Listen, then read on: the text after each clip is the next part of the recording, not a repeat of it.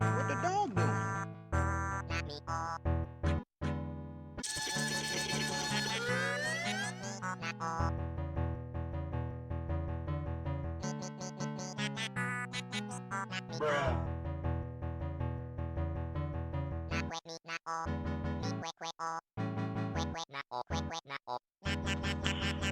Nice.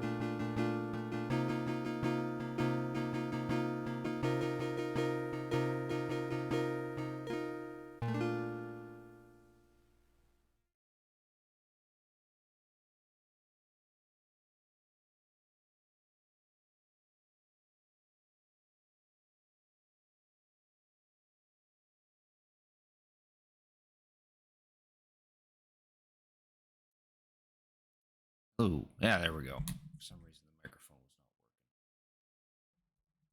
not working. All right. Welcome to the stream. Thank you for Cricket tuning in. I'm Cricketoon. Tonight, we're going to play some Genshin Impact, continue on in the main story of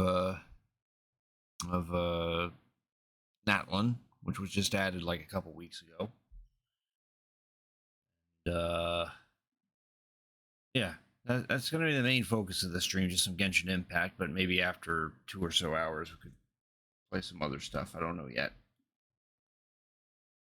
That's pretty much the plan for tonight's stream. Geez, Knight, why are you wasting so many points? You're trying to empty out all your rare candies. Not sure what the point of that is, but okay. No, I didn't promise you Octopath Traveler. Play that when I've cared to do so. You got over 100k? Well, that's good. Just save them. They're you don't need to spend the points. But anyway, thank you for Cricket tuning in, Knight. I appreciate it. Hope you're doing well. Save for what? Well, I don't know. I mean, I don't have anything that's worth actually saving, but but there's also no real reason to just drain your reserves that quickly. Anyway, you will sell them to me for $1 each. No, I don't got the money to buy your 100k rare candies, unfortunately. All right, so we're gonna play some more Genshin Impact and try to continue on in the main story. I did hop on this off stream probably shortly after the last time I streamed it, so I can do that one event that was going to wrap up in like 2 or 3 days. I was able to get that done quickly. Hard bargain, half off, 50 cents USA. That might actually be a little more.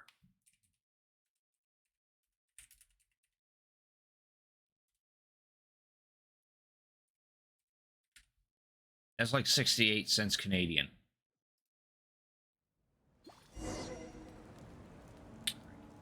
Minimize that.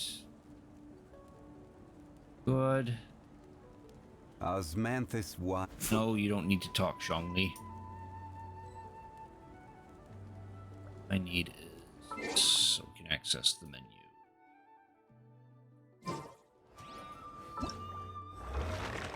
We also still got the rest of this event to do. All right, and the banner changed. So now we can roll for this guy, or we can get some more constellations for the Raiden Shogun.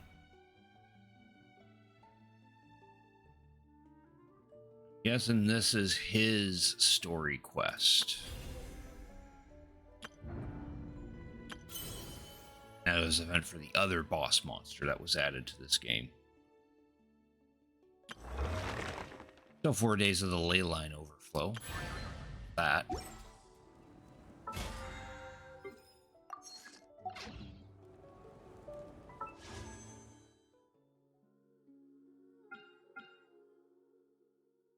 Optimize path. Yeah, give me that, because I already have the engulfing lightning.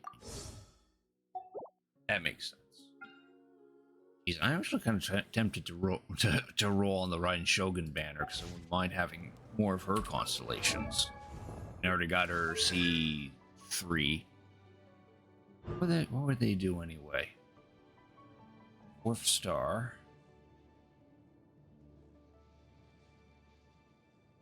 Ah, okay. So when her burst is over, nearby party members, excluding herself, gain 30% more attack for 10 seconds. That's kind of handy. Well, that's handy in co-op. I don't think that actually applies to... Well, unless you switch a character shortly after, then I guess the attack boost would then kick in. That just strengthens her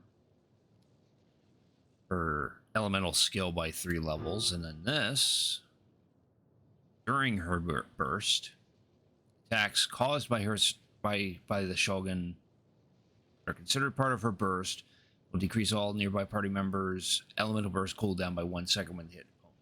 So that just makes the burst cooldowns go by a little quicker.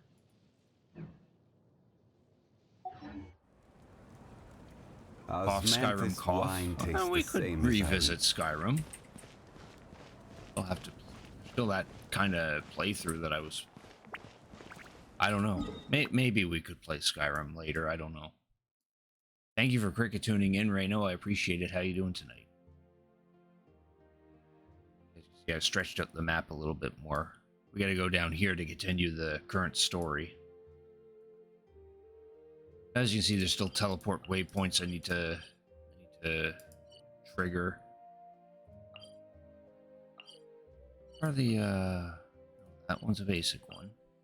Ooh, that one's a new one. Let's get this commission done first. Did have it set up to have new commissions.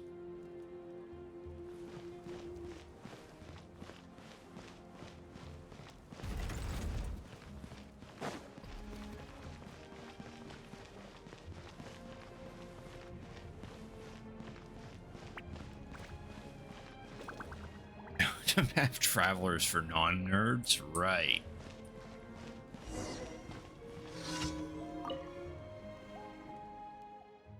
Question too easy. After all my apologies, thinking out loud and notice you there.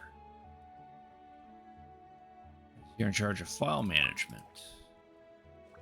Few simple questions regarding Natlan's past, present, and future, completely unworthy of discussion.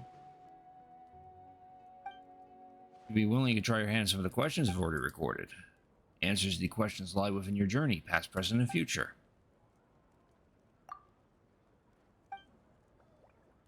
Sounds of the children of Echo's hammers ring out ceaselessly among the peaks. They are superlative smiths and tenacious warriors. The strongest stone cannot slow their march. Who are the companions of the children of Echoes? What is their true name?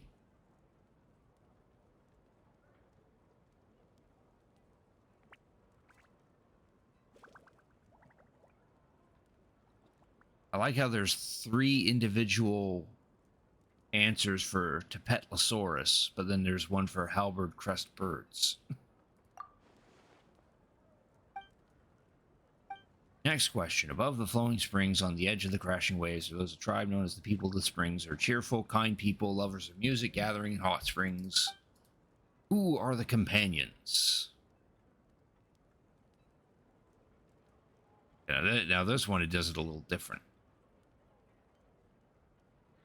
These two are the same. This one has an H instead of the K. Then there's alpacas. Oh, no. It was H, not K. Phlogiston may be found in many things, even with certain plants. There's a type of mushroom that contains phlogiston.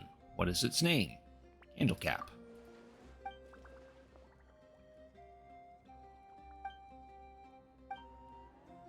I only got one question wrong, you piece of... Candlecap jamming up your butt or something.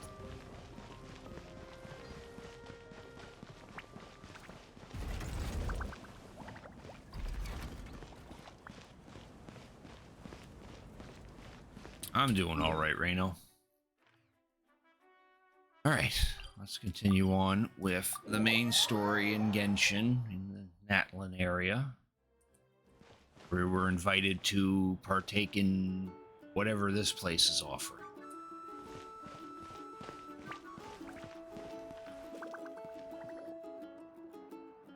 And it's suddenly daytime.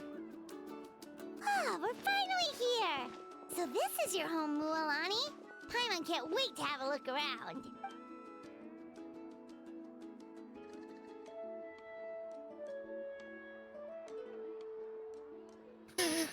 Shit.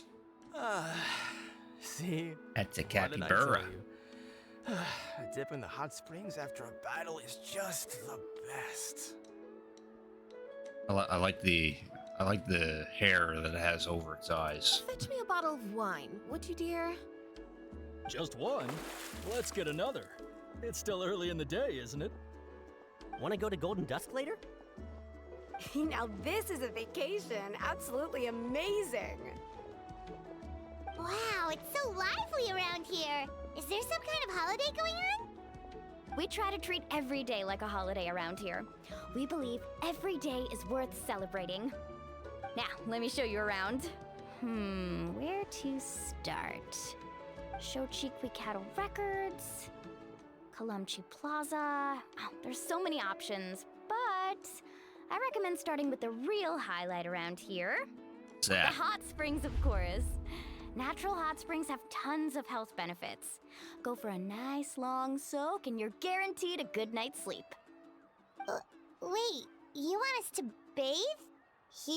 Yes, Paimon, that is the point of hot springs. Oh, don't be shy. Come on, I'll take you to get changed. Mualani! Huh? Oh, Auntie Atea! Please, I've told you that just Atea is fine. Do I look that old to you? You should have saw it. Reno Knight was like trying to dump all of his points. Were you taking these two to the hot springs? That's right. Oh, let me introduce you. This is the Traveler, and the small one next to him is Paimon. They only just arrived in Natlan, so I'm taking them around to experience our customs. Hi there! Hello. I'm Mualani's neighbor, Atea. By the way, Mualani, I heard you lost to Kachina during the pilgrimage. Is that true? Yeah, I was this close to winning. Oh, definitely not the result I wanted, but still not too surprising. Kachina's always been strong. Anyway, it's all in the past. I'm gonna take these two for a dip in the hot springs. Talk to you later. Oh, wait. You'll need swimsuits first. I'm sure I can find you something lying around the shop. I'll go look. Hold it right there, young lady. Have you forgotten the rule about bathing in the hot springs? Rule? Oh, wait, you mean... There's a rule about bathing in the hot springs? That's right. Outlanders have to complete a trial at an artificial hot spring before they're allowed access to the natural ones. Trial. It's not nearly as scary as it sounds. Basically, natural hot springs have higher temperatures that not everyone can withstand. A few travelers have gotten scalded by the water in the past, so now we have an unwritten rule. All Outlanders need to adapt to the lower temperature artificial springs first. So the baby pool. We have to do the baby pool before we go into the adult pool. But seriously, Auntie Atea, do we have to be so strict? These two are formidable adventurers. I know they can handle it. Famous last words. The hot springs are not to be underestimated. You can never be too careful. Besides, the environment's been unstable lately. Could be a sign that the abyss is about to attack. Oh, that sounds dangerous. You know, Paimon's really not all that formidable, so careful is good. Exactly. There will be no excessive risk-taking on my watch. Mualani, take them to the artificial spring first. Okay. That's more like it. And don't try anything funny. I'm heading to the artificial spring in a bit, and if I don't see you there, your days of copping free meals at my place are done. She's got a pyro vision on her. Relax. Oh, by the way, Atea, how have you been feeling lately? It's a hell of a scar. Much better. How else would I have the energy to keep an eye on all you rascals? Hey, you over there! How many times have I told you no roughhousing near the hot springs? They're just jumping for joy. Jeez. Oh, shoot! That weird lady's back again! Run! Stop right there! Ugh, you need a stern talking to! She sure has a lot of energy. She's a legend in our tribe. Everyone knows her. Back before I inherited my ancient name, she was one of Natlan's most renowned warriors, famous for her love of hot springs. In fact, she often threw parties at the hot springs. She referred to anyone who came to these parties as her hot spring buddies. The attendees were all respected warriors like Liliuo, Kaiulani, Vichama, oh, and the Archon. If Paimon lived here, she would take advantage of the hot springs too. It's just, during battle, she was impaled in the abdomen by an abyssal monster. Hence the wicked scar. The doctors managed to save her life, but they made it clear that she could never bathe in the hot springs again. Oh. abyssal power still exists within her body. Immersing herself in hot water would accelerate the corrosion of her internal organs and the progression of her illness. Oh, no wonder she has so many scars. Paimon had no idea she was so seriously injured. And if you look in the background, she actually caught up to the two children and they're being scolded. Right here. That's normal. She never talks about her injury. Yeah, that's kind of weird. She can't bathe in the hot springs because She's worked tirelessly can over she the still years have to a dig up shower artificial or a springs bath or so something. that more and more people can experience our tribe's natural wonders, even though she can't enjoy them herself. I really respect her for that. Anyway, let's head to the artificial springs. If Auntie Atea gets there before us, we're gonna be in some real hot water. Or she's still scolding children.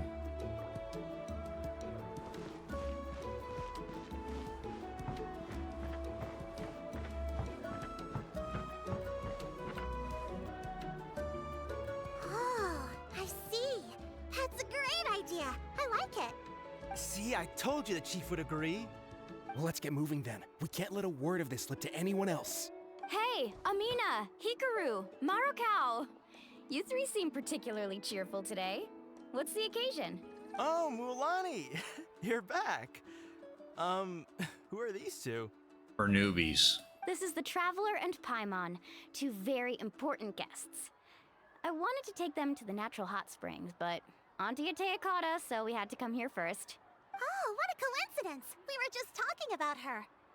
We think Auntie Atea's illness has taken a turn for the better. Really? How can you tell? Okay, so while you've been busy with the pilgrimage, we noticed that she's been visiting the hot springs alone at night. Oh. Yeah, specifically the hot springs in the cave to the north of our settlement. I'm sure you know the one. Apparently, she used to go there a lot before they became abandoned for some reason. She could never come into contact with hot water before, and now she's visiting the hot springs every night. I mean, it's pretty obvious what that means, right? Yeah, so we got to thinking, what if we renovated the abandoned spring behind her back, then threw her a huge surprise party? Chief Amina thinks it's a great idea too. So, you want in? Of course! How could you even think of pulling this off without me? I'm a little busy right now, though. I'll come find you once we're done at the hot springs. Of course. Take your time. You should focus on our guests for now. These artificial springs are pretty new, but the experience is just as good as the natural ones if you ask me. We really worked hard on them, so I hope you enjoy. And you two, I know you want to focus on Atea's surprise, but don't forget your patrol duties in the meantime. The Abyss could attack at any moment, so we need to stay vigilant. You got it, Chief. We'll keep an eye out. You can count on us. All right, we're off then. See you at the abandoned spring, Mualani.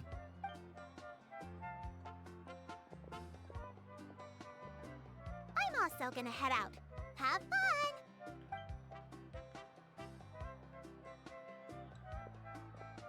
Finally, it's hot spring time! Oh, I already arranged swimwear for you guys, by the way. Come on, I'll show you to the changing room.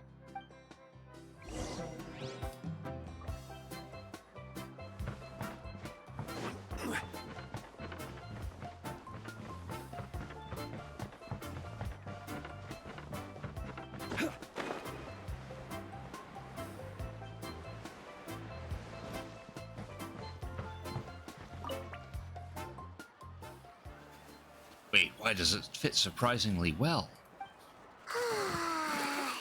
Taking the measurements on the slide. Of course, all he needs is just a pair of shorts or something. Oh. So, what do you think? Can you feel the warmth relax every muscle in your body? It's kind of a suggestive moan that she just did going into the hot spring. Yeah, it's so nice. The steam is warm too. The first time I came to the hot springs, there was no calming effect whatsoever. I was such a little ball of energy, the moment my parents looked away, I ran off to the high temperature pools. It was actually pretty funny looking back on it. They were absolutely frantic, looking for me all over, until finally they saw my head slowly must have. poke out from under the water. I was too young to remember the whole ordeal, but my parents told me all about it. A natural-born swimmer, my mother called me. Just like her, I taught myself how to dive underwater the first time I ever went swimming. So feel free to go for a swim. I'll be right here if you need rescuing. Okay, here goes nothing. Auntie Atea, you really came to check on us? Of course. And I'm glad you listened. I brought you all some milk and snacks as well. I'll just leave them here. The temperature in the artificial springs isn't too high, so I went with Saurus crackers and grain fruit chips. See how you like them. Oh, thank you. These are great. Well, I did make them myself. And they don't actually animate this. These are all still pictures in case you haven't Very noticed. few young people know how to truly appreciate hot springs, so listen carefully. The temperature of the hot spring not only determines the type of snacks you should choose, but also the amount of time you should spend in the water. I think that's going a little too far. To bathe in a hot spring is to completely empty your mind. As such, swimming around the pool is incredibly disruptive and impolite, and something you should absolutely not learn from Mualani. Hey! All right, looks like you were able to adapt to the temperature, no problem. You should be able to switch to the natural springs then. Well, I've got to get going. Oh, and make sure you drink your milk. I'm looking at you, Mualani. I still remember how you used to pour it into the water when you were little. That better not happen again, whether I'm here to catch you or not. Okay. Paimon didn't think you were the type to do something like that. I remember thinking I'd totally get away with it too. But turns out milk is pretty easy to spot when you pour it into clear water. Not my best work. Some people get dizzy if they stay in here too long. You guys all right? Paimon's fine, just a bit stuffed.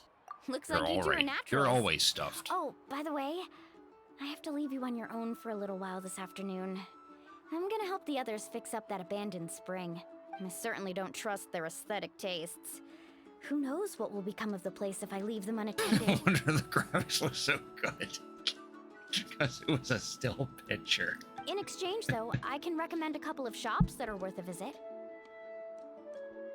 Huh? Yeah, she brought us snacks and taught us about the hot springs.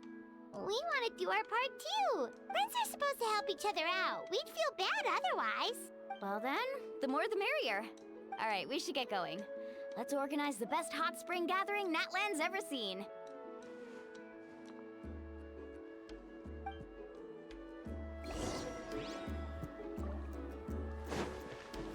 All right. Gotta go to that particular hot spring.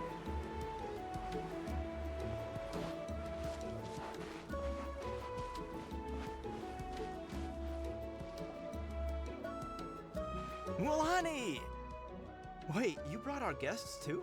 We're here to help. But you're important guests. We can't put you to work. All right, We wanna do our all right. part. Stop trying to out-polite each other, would you? The sooner we get this party started, the sooner we get to enjoy the real party. Now, where to start? Looks like the water outlet is blocked pretty bad. We'll need to dig under it. Probably also clean up the place. Ooh, those boxes in the corner need to be thrown out as well. Oh, they're moldy as all get out. Also, someone needs to go out and get some cloth, wood, and decorations. Oh, and snacks too. I say we get enough for 20 or 30 people. Bulk purchases fetch the best prices after all. Oh, but don't just accept the first offer they give you. I'm not good at haggling. Why don't you go? Hey, I'm not any better, and I wouldn't even know what to buy. How about we handle things here while you three deal with the shopping? Yeah, that works too. I can introduce you to all the shops while we're at it. All right, let's meet back here later. Yay, now we get to go shopping. To digging then? Let's go!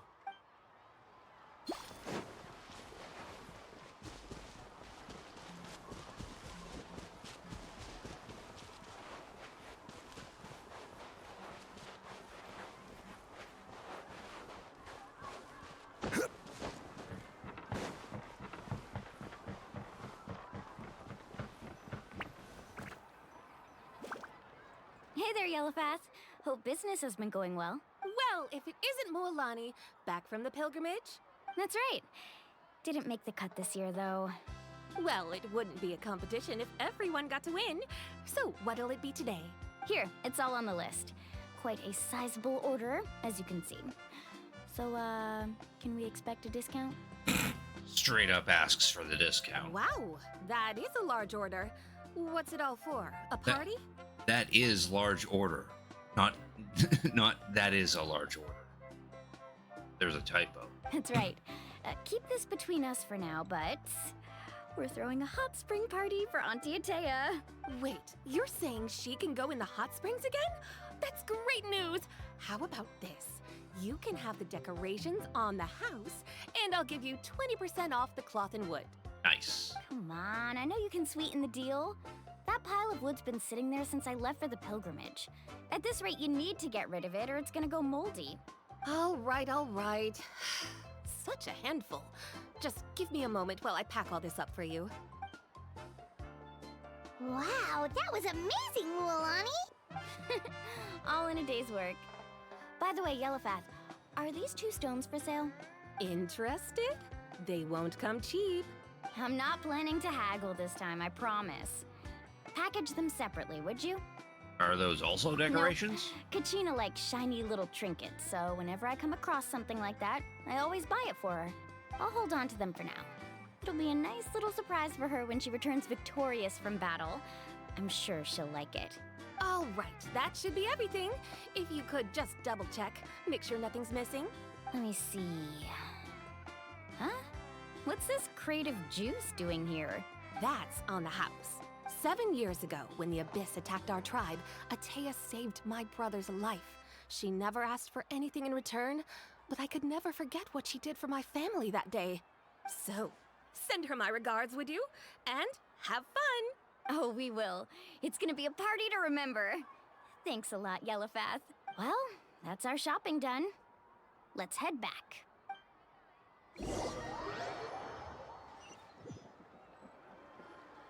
We're back.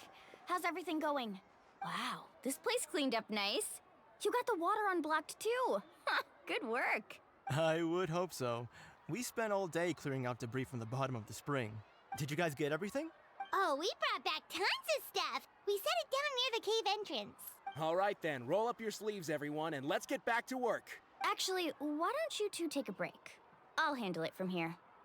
Traveler, mind lending me a hand? So, I was brainstorming on the way over, and I'm thinking we could draw something on the wall over here, and the snacks and drinks can go over there.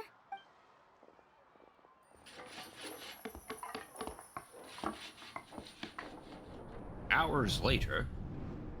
Yeah, now So, now it what looks do you like a think? party spot. Not bad, right? It looks amazing! Paimon had no idea you were such a great designer!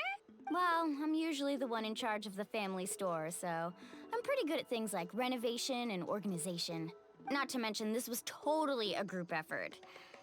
Still, I didn't expect it to take quite this long. Guess it's too late to invite Auntie Atea over, huh? Yeah, tonight's definitely not gonna work. Chief Amina set up those patrols to guard against the Abyss, and Atea volunteered. So she's on watch tonight. I see. Well, guess the surprise will have to wait until tomorrow. She take over the celebration. Yeah, it was these two kind of came up with the idea. She just like, hey, I'm gonna do all the work. I mean, these two This probably could wouldn't actually complain. be a good thing. She can relieve all the exhaustion of keeping watch all night by soaking in the hot spring. Ha! She's gonna love it. Well, let's call it a day then. Traveler, Paimon, you must be tired too. Come on, I'll take you to the inn.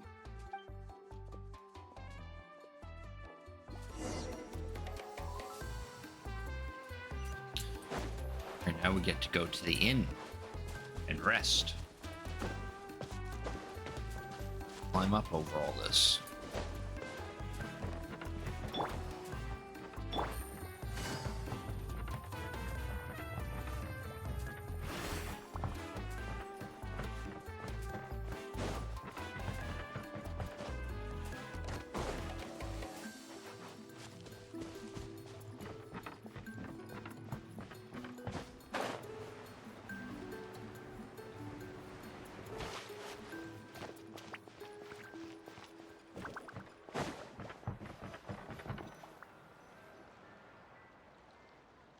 Alright, this is it.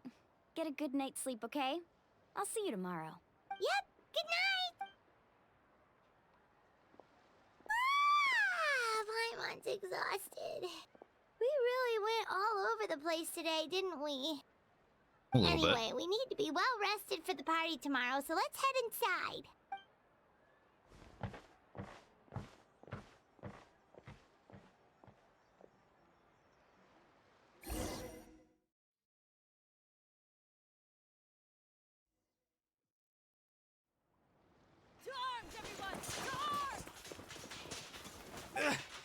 Why now?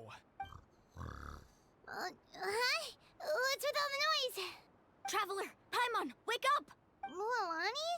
What's going on? Where did all these monsters come from? Oh. It's the Abyss. Our patrols are trying to drive them back as we speak. Come with me. I'll take you somewhere safe. Mualani, a little help over here. We can't hold them back much longer. One moment. I'll be right there. Welcome Really? to. That's perfect. I've been waiting for the chance to fight by your side. Hang in there. We're here to help. Oh, you get to play as her. Carving waves. Tide rising! Yeah! Order guide you.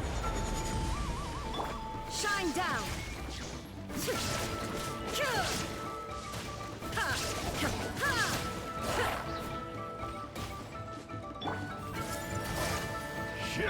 Quietly now.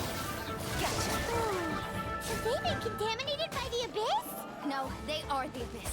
Destroy them. Let's round them up. Things are about to get dicey. Illusion shattered. Thank you. I'm ready. Go help the others. I almost died. Off we go. Need a surfboard? We've cleared out most of the monsters over here. Thanks for your help. Looks like we're still in for a long night, though. We still have no idea where these creatures are coming from. Let's go ask Amina. She'll have a better handle on the situation.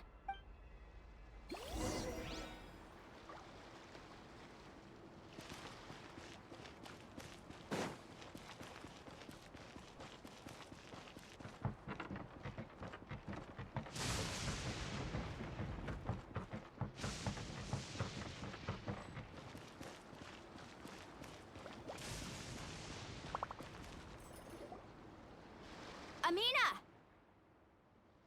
Oh, it's you three. Thank you for helping clear out those monsters. We were prepared for an attack, but we didn't have enough people to prevent them from breaking through our defenses. No casualties so far, though. Where'd they come from this time? The east side. We've pinpointed the position of an abyssal pylon, but we don't have enough manpower to take it down. An abyssal pylon? What's that? A kind of gate created by the Abyss. One that allows monsters from the Night Kingdom to enter the physical world. The only way to end the attack is to destroy the pylon as soon as possible. Otherwise, the endless hordes of monsters will exhaust our defenses. Exactly. That's what I'm most concerned about. Their numbers suggest there might even be multiple pylons in the area. We're searching for them as we speak. Alright, we'll go seal off the one to the east. Traveler, Paimon, can I count on your help again?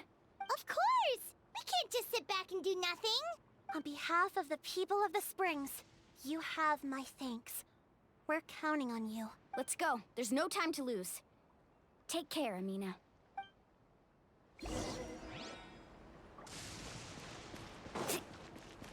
Faster!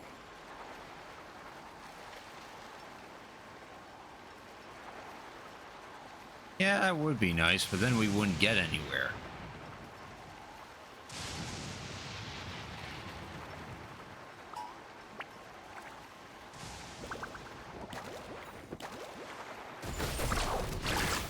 I will have order. There is no escape. Hey!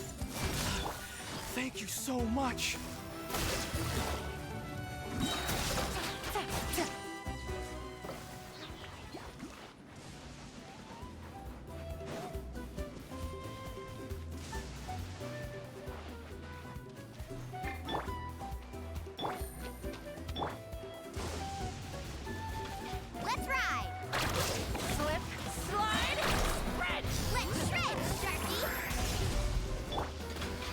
Solidified!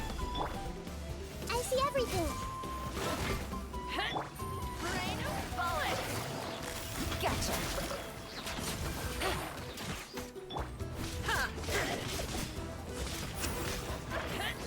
Rain of bullets!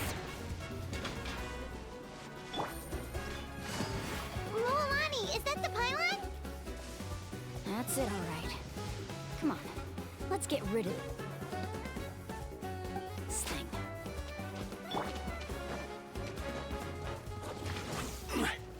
Gather! Bullets! Shine down! Grow, grow, grow. Make yourselves a home. Hey, Quietly now. Gotcha! Rain of bullets! Out of the way! The pylon! It's over there! Hurry!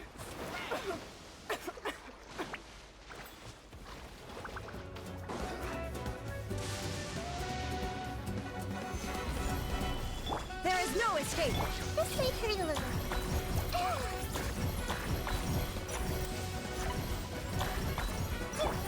Here comes the catch.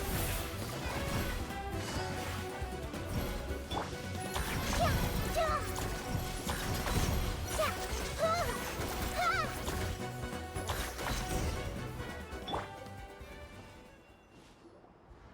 Whew. That should do it, right? Alright, sounds alright, Reno. Hope you enjoy the Survivor show. I don't see any more monsters, so looks like we're in the clear. Do these attacks happen a lot? Must be hard on your tribe. Yeah, it makes things hard sometimes, but that's how our ancestors have always lived. Besides, the Abyss doesn't care how difficult our lives are. Fighting back is the only option. Come on, we should head back. Huh? What are you looking at? Is there something over there? It's more abyss monsters. You're right. Lualani, look! They're coming from that direction! Wait, that area looks kind of familiar. As the location of the abandoned hot spring. What? How unlucky can we get? We just finished the renovations. We probably don't have any reinforcements over there, so it's up to us. Let's move. Huh? Seems like the monsters are decreasing in number. Come on, everyone, keep it up!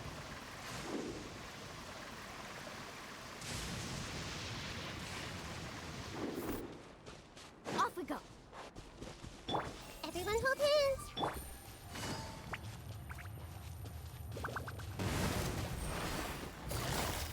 Quietly now. This is order. Stabilize. Shine down. Tide I rises. see everything. Yeah. Yeah. Yeah. Yeah. Yeah. Yeah.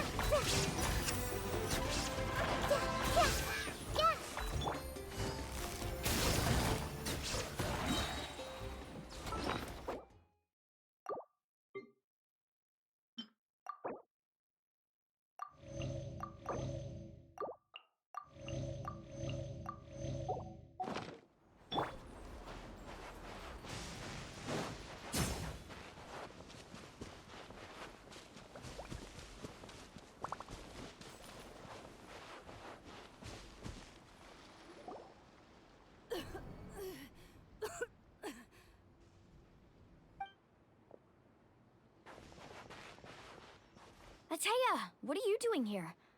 Where's the pylon? Where do you think? If I'm here, means that thing is long gone. I was in a hurry, so it's not my best work.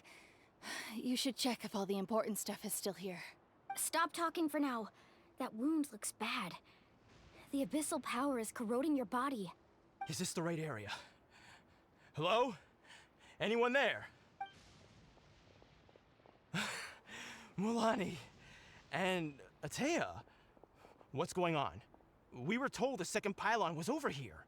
Atea took care of it, but she's injured. Quick, someone get a doctor!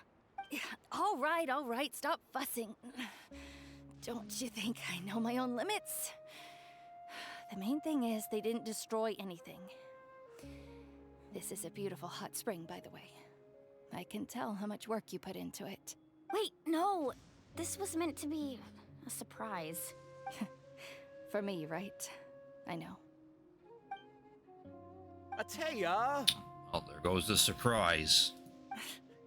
You think I couldn't tell you were avoiding me on purpose? Not one of you stopped to say hello today. It couldn't be more obvious that you were hiding something. And you, Mualani, were you the one that brought the snacks? How many times have I told you, you have to choose them based on the temperature of the water? Oh, forget about that. The doctor's almost here, and you're gonna get all better. Then we can have a meal together, and I'll help you make whatever you want, okay? You just have to hold on. Lonnie said Atea has been injured by the Abyss before. Maybe that's why the corrosion is so fast this time. At this rate, she's not going to make it until help arrives. Maybe there's something I can do. The impurities and the elemental energy we embody repel each other. Then we're given a nice little flashback from all the way back when we were in Mondstadt. What? The crystal has been purified? When? The anguish he feels has brought him to tears. I also came across a teardrop crystal. Can you purify it? Right. Back then Atea!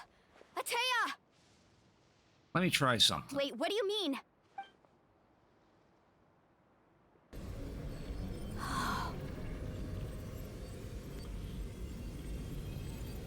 What is this? Some sort of purification? The abyssal power, it's being cleansed away. How can that be? I never knew that was even possible.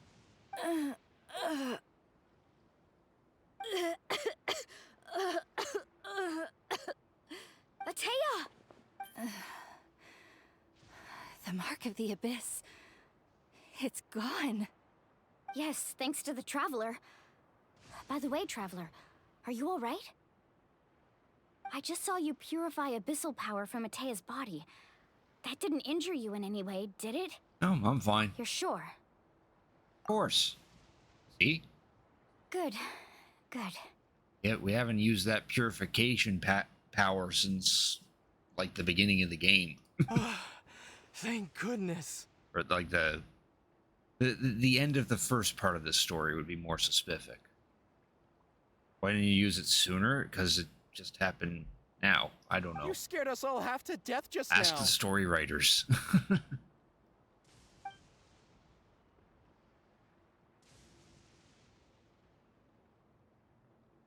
All right, everyone, head back and get some rest.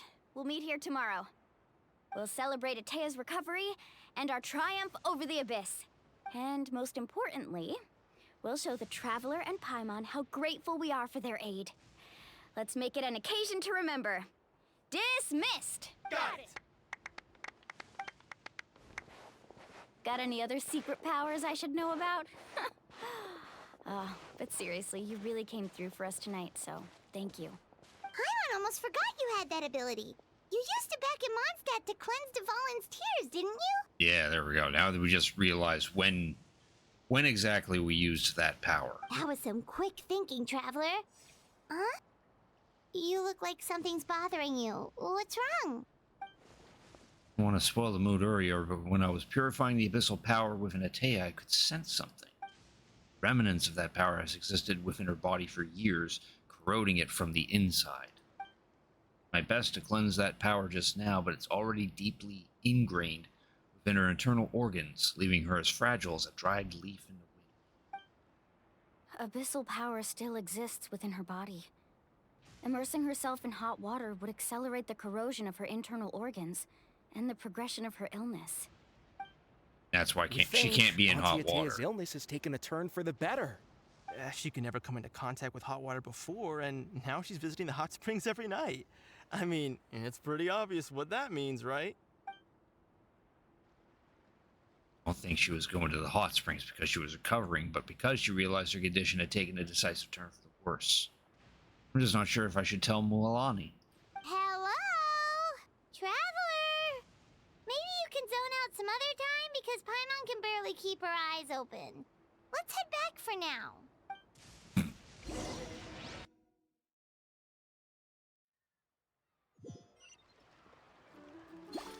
Basically, that purification we just did just only bought her some more time.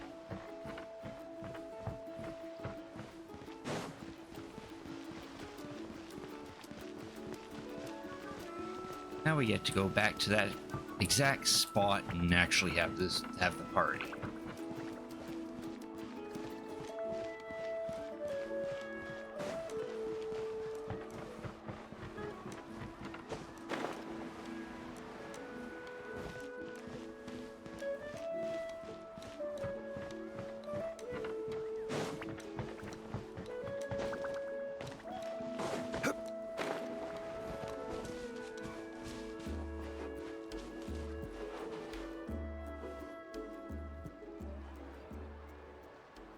And then it's suddenly nighttime.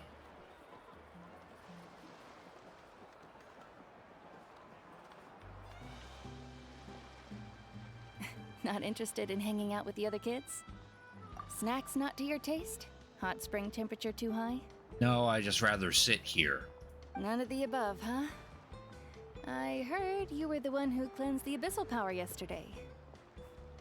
You sensed it, didn't you? Damn straight. I was hoping to keep it a secret for a few more days. Didn't want to ruin the celebrations and all. But looks like it was no use. Hey, kid! Who, me? Yes, you. Come on. Let's go for a walk. Hey, where are you going? Did something happen? Just going to get some air. It's too noisy in here. You have fun. We'll be right back. Oh, and there are extra snacks in that box over there if they need replenishing. Baked them all fresh this morning. All right, sounds great. Yay, more snacks. Mualani, Yeah? you've gotten so tall. You know that. Feels like just yesterday you were that rambunctious kid causing trouble all around the hot springs. It's like all that time passed in the blink of an eye. Tell me, how are your parents? They're away on business. Seriously, Ateo, what's going on? You're acting strange. Traveler, did something happen?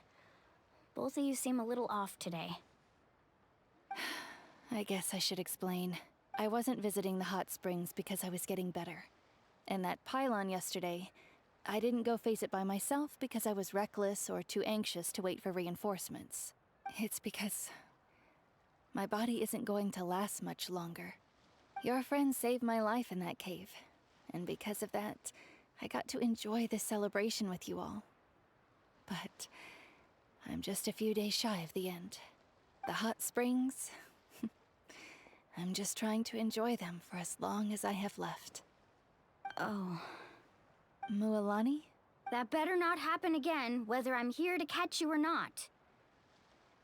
That's what you said back at the artificial spring. I had a bad feeling then, but I didn't want it to be true. I wanted to believe you were actually recovering. You want to know something?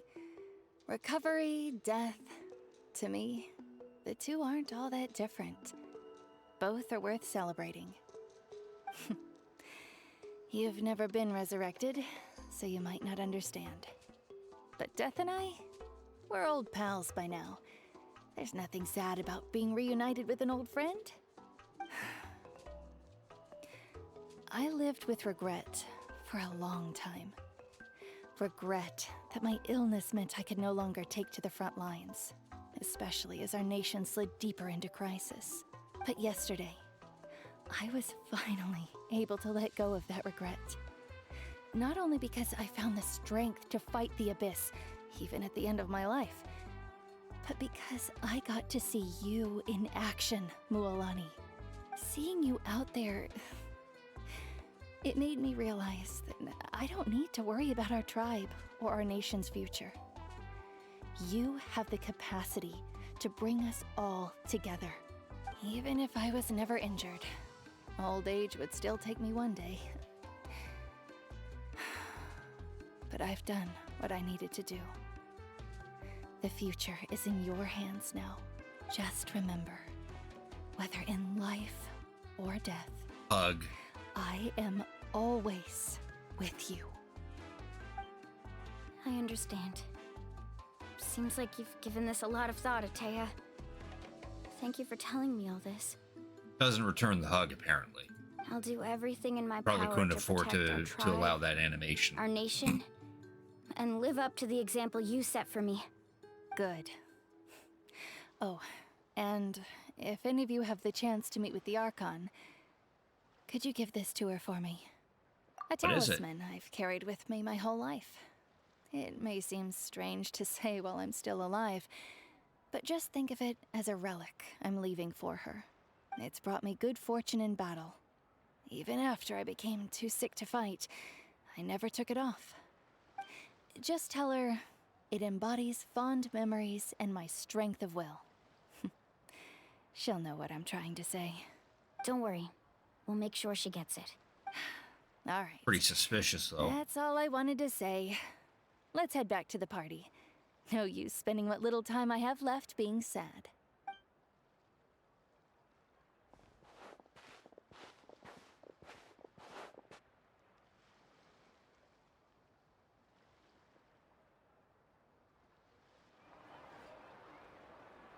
Traveler, Atea, Mualani! If you don't hurry up, there won't be any snacks left! Excuse me, what did I say about bathing in the hot springs on a full stomach? Hey, are you listening to me? Everyone has a great time amid the festive atmosphere. When it comes time to go, she leaves. Pats Milani on the shoulder Life lightly. is a journey in which there's no turning back. So forge ahead and don't hold back. There's Act 1. There is a second act, though. We're not totally done yet. But we do have to wait 2 in-game days before the next quest.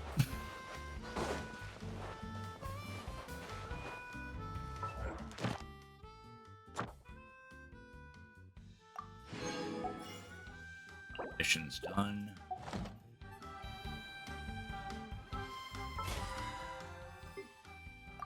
That.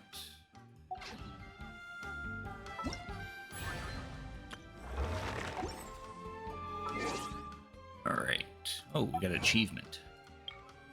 Oh, for completing that quest. Okay.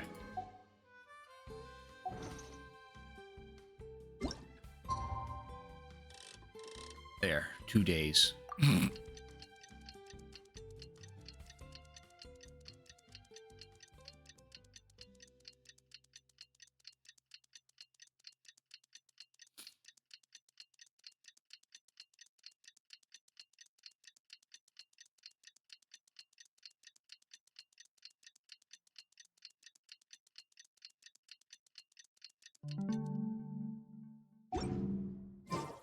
Every journey has its final day. Don't rush. Conveniently right next to the trigger point. Paimon feels like a whole new Paimon after those 2 days in the hot springs. The Abyss kinda threw a wrench in our relaxation, though. Still, spending time here really has felt like a vacation. The Kaholasaurs are so nice and so fun to play with. Their bellies are super bouncy. Oh, and Atea's snacks were so delicious. She gave Paimon some for the road just this morning, actually. What was she up to? Yelling at some kids who got caught throwing stones in the hot springs, so not much has changed since we first met her. Hey, you guys. Sleep well last night? Yep, this area is so nice. Glad you like it. I was thinking of taking you guys out to do some sea fishing. Later tonight, we can eat whatever we catch. Fresh fish is absolutely delicious right off the grill. Of course it is. Hey, Mualani! Yeah? What do you need? The team sent out to fight in the Night Warden Wars has returned. Oh. And Kachina? Is she back as well? Kachina fell in battle. Oh. But don't worry, the team was victorious, so the rite of resurrection will be held in the stadium soon. Oh dear. Gina died. That's a relief. Yep, she died. The Abyss is cunning, and it was her first time. Mistakes are bound to happen. Exactly. She deserves to hold her head up high. All right, thanks for letting me know. We'll head out in a bit. Thankfully, they're going to do the Jeez, rite of she sounded a resurrection, little so she's going to anxious come there. back. Had me thinking it was bad news for a moment. Mualani, you said the Abyss was cunning just now. but it seems like the Abyss just wants to destroy everything. Like, think about all those monsters that attacked your tribe. If there really was some sort of cunning plan, wouldn't it make more sense to send them to attack Kachina and her small team? Not that Paimon wants them to be in any more danger, it's just... Sketchy.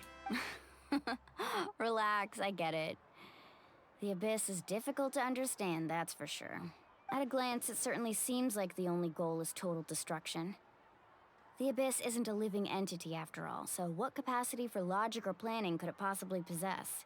But through our long history of fighting the Abyss, we've realized things aren't quite so simple. 500 years ago, the Abyss invaded Teyvat. You know about that, right? During the age of Conria? That's right. Conria suffered greatly during that time. But so did every other nation in Teyvat. And Natlan was the worst affected of all. It took the combined efforts of the then Pyro Archon and heroes from every tribe to finally repel the Abyss. Even so, the effects of the invasion lingered for hundreds of years, only able to be reversed little by little. Our tribe's waters were contaminated. The Children of Echo's territory was overrun by dangerous sludge surging from underground. Unrelenting black winds tore across the lands of the Flower Feather clan. It was like each disaster was designed for a specific tribe. The Abyss understood the foundation of each tribe. Exactly. We once thought that the Abyss's desire for destruction was a sort of primal instinct, but its methods are, in truth, marked by intelligence. We now believe the Abyss has invaded the Night Kingdom, and has the capacity to read the memories of this land at any given moment. And that's how it became so dangerous and cunning. Almost like it knows you inside and out. Yes, and that's why we've been unable to fully eradicate it, even after all this time. Luckily, the problems left behind by the Abyss have been successfully addressed by the various Pyro Archons we've had over the years. Now every tribe is prospering and things are looking up. I mean, just look at what we managed to do a few days ago. We totally fought them off. Other nations, I've seen how much effort it takes to truly eradicate the Abyss. People of Natlan live in its shadow every day. Who knows how long it will take for this war to end? You must have had to sacrifice a lot to get to this point. Every battle, every sacrifice is in pursuit of a future where we get to stop fighting. Responsibility, duty, unavoidable burden. Everyone in Natlan views the war differently, but I believe we will be rid of the Abyss one day. And the efforts of all who fought against them will become a story for the ages. To think that my name could survive in ballads passed down to future generations, it's kind of romantic. Couldn't animate her climbing the rocks, so they had to do that. Everyone has something that drives them forward, you know? We have to. You can do it. Not only for ourselves, but for our future. Anyway, let's head to the stadium. Our fishing trip can wait until Kachina's back with us. The sea's not going anywhere. Black stone under a white stone. Now we're doing Act 2 of the main story. Act 2 of Chapter 5. It said. Oh, it wants me to go all the way back up here. Much faster to teleport.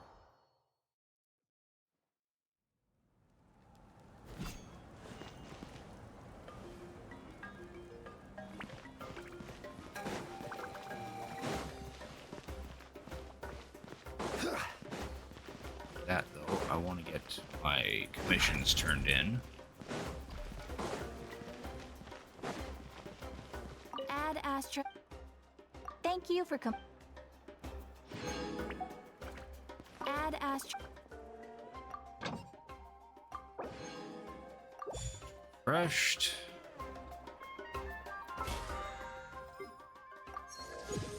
Ray, BP level 10. That gives us a free wish on the basic banner. Cool. Just a book.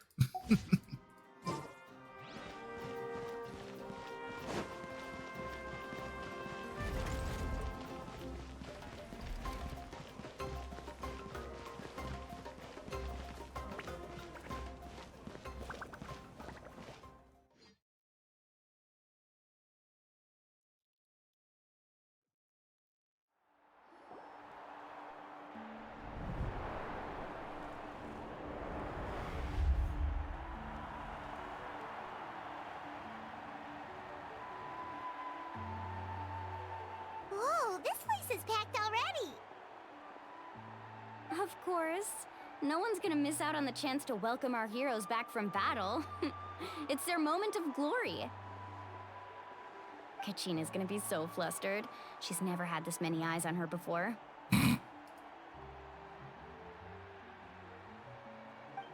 Yeah, she doesn't seem like the kind of person who likes being the center of attention. Looks like I'm just in time. Kanich, you're here! Yeah, a commission ran longer than expected, but I made it. I heard about the incident with your tribe, Mualani. Is everyone all right? Yeah, it's all taken care of. Our new friend here's got some tricks up his sleeve, by the way. He's just as strong as Kachina made him out to be. I could have done better. Hey, look! Is it about to start? That's right. Someone will come out and recite a eulogy, and then we'll sing the Ode of Resurrection together. Come on, let's find a spot with a good view. When the singing starts, just follow my lead and you'll be fine. Let's go somewhere higher up so Kachina can spot us. Like right here.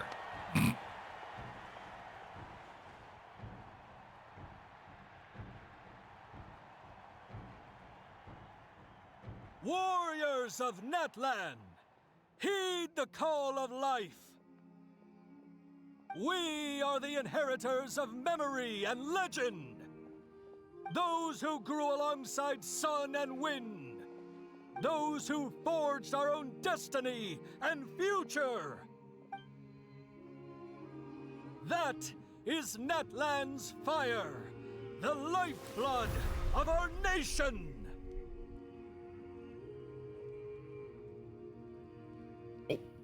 Went inside.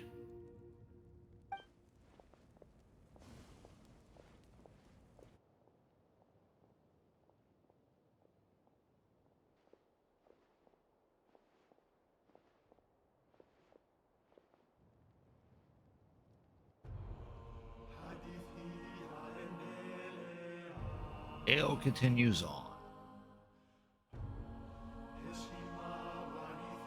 Oh, I see. This is the song, but this is the English translation. They're singing it in some other language.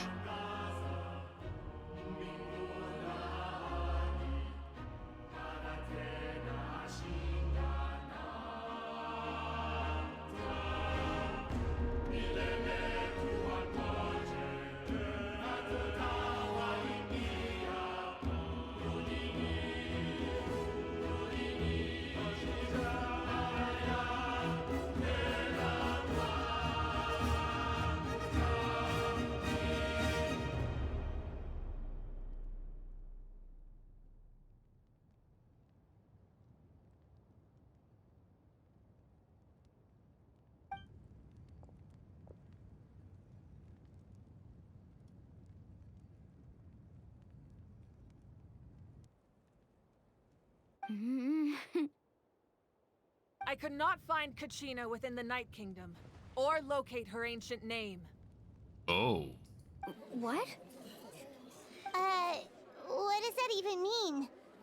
Usually once the ode is complete, the Pyro Archon and resurrected person will emerge from the flames. But something went wrong. What's going on? This has never happened before. Well, I think it's pretty obvious. Clearly, the team sent to fight the Abyss didn't win after all. Think about it. The Ode rekindles all victors. We've witnessed it countless times. Since the Archon couldn't find Kachina in the Night Kingdom, that must mean there's more to this victory than meets the eye. Uh-oh. Hey! You just haven't gotten over the fact that Kachina beat you in the pilgrimage! Pathetic. The both of you. Your wild guesses are misplaced. We completed our mission. Maybe you did, but who's to say whether that little girl even contributed at all? Maybe she got scared and ran off. Why would the YUB recognize someone like her, even if she was on the winning team? How dare you insult a hero of Natlan like that? Kachina sacrificed herself to repel the Abyss. She doesn't deserve to be subjected to your vile rumors when she's not even here to defend herself. Calm down, Mualani. There's no point arguing with the likes of them. I can't just sit here and let them slander her like that. To insult a hero of Natlan, the person actually has to be a hero. You... Think about it, everyone. Who do you think is really at fault here? A girl who never should have even gone to war? Or the great Pyro Archon? Why would the rules of our nation suddenly stop working? That's true. If she wasn't revived, it must mean she failed to achieve victory. Maybe the Wyab interpret victory in different ways? I mean, that girl didn't look all that strong to me. Archon seems to be deep in thought. Why isn't she putting a stop to this commotion? Kachina wouldn't have run! That's not like her at all! No! She's been waiting for this moment for too long. No matter how daunting the situation, no matter how scared she might feel, she's always the first person to stand up and face it head on. We don't even know what happened. So don't you dare try to use this as an excuse to vent your anger or slander her reputation. Fine. We'll find out what happens soon enough. Then, we'll see who truly deserves glory. That's enough. There is no doubt about today's victory, or Kachina's part in it. She is a hero worthy of our admiration and celebration. However, the failure of today's ceremony is undeniable. Kachina has not been rekindled, and I offer you all my deepest apologies as I continue to investigate this matter. To prevent further casualties, I have decided to suspend the pilgrimage until this matter is resolved. What? No one is all-knowing. No one is infallible, not even myself. But doubt is a means by which we seek the truth, not a weapon we wield against others. I didn't mean it that way, Archon. I just... If there are things you wish to clarify, then ask me directly. Doubt my answer if you wish. But now's your chance. You have concerns? State them. No, of course not. Even though I have said nothing to change your mind, then it would seem the truth never mattered to you at all. That guy doesn't even have the courage to answer the Pyro Archon's question. So much for all that glory talk earlier. I have a question, Archon. My friend Kachina. Do you have any idea where she is? It's extremely important to me. I know you said you were investigating the situation, but I'm sorry, that's not enough. I've already shared everything I know. If you want to learn the truth and rescue your friend sooner, you should join the investigation. So, what do you say? Of course I'll join. In that case, come see me in the speaker's chamber. We should join them. Oh, and if it's not too much trouble, could you drop by as well, Traveler? I'd like to have a chat. Oh. She knows me. Rest assured, everyone, I'll keep the tribal chiefs informed on the progress of the investigation. Once again, I apologize for the outcome of this ceremony. If there are no further questions, let's part for now. Did she just ask us to come along? I believe she did. Let's go. I'd like to know what's going on myself. Hey, we finally get to talk to the Archon.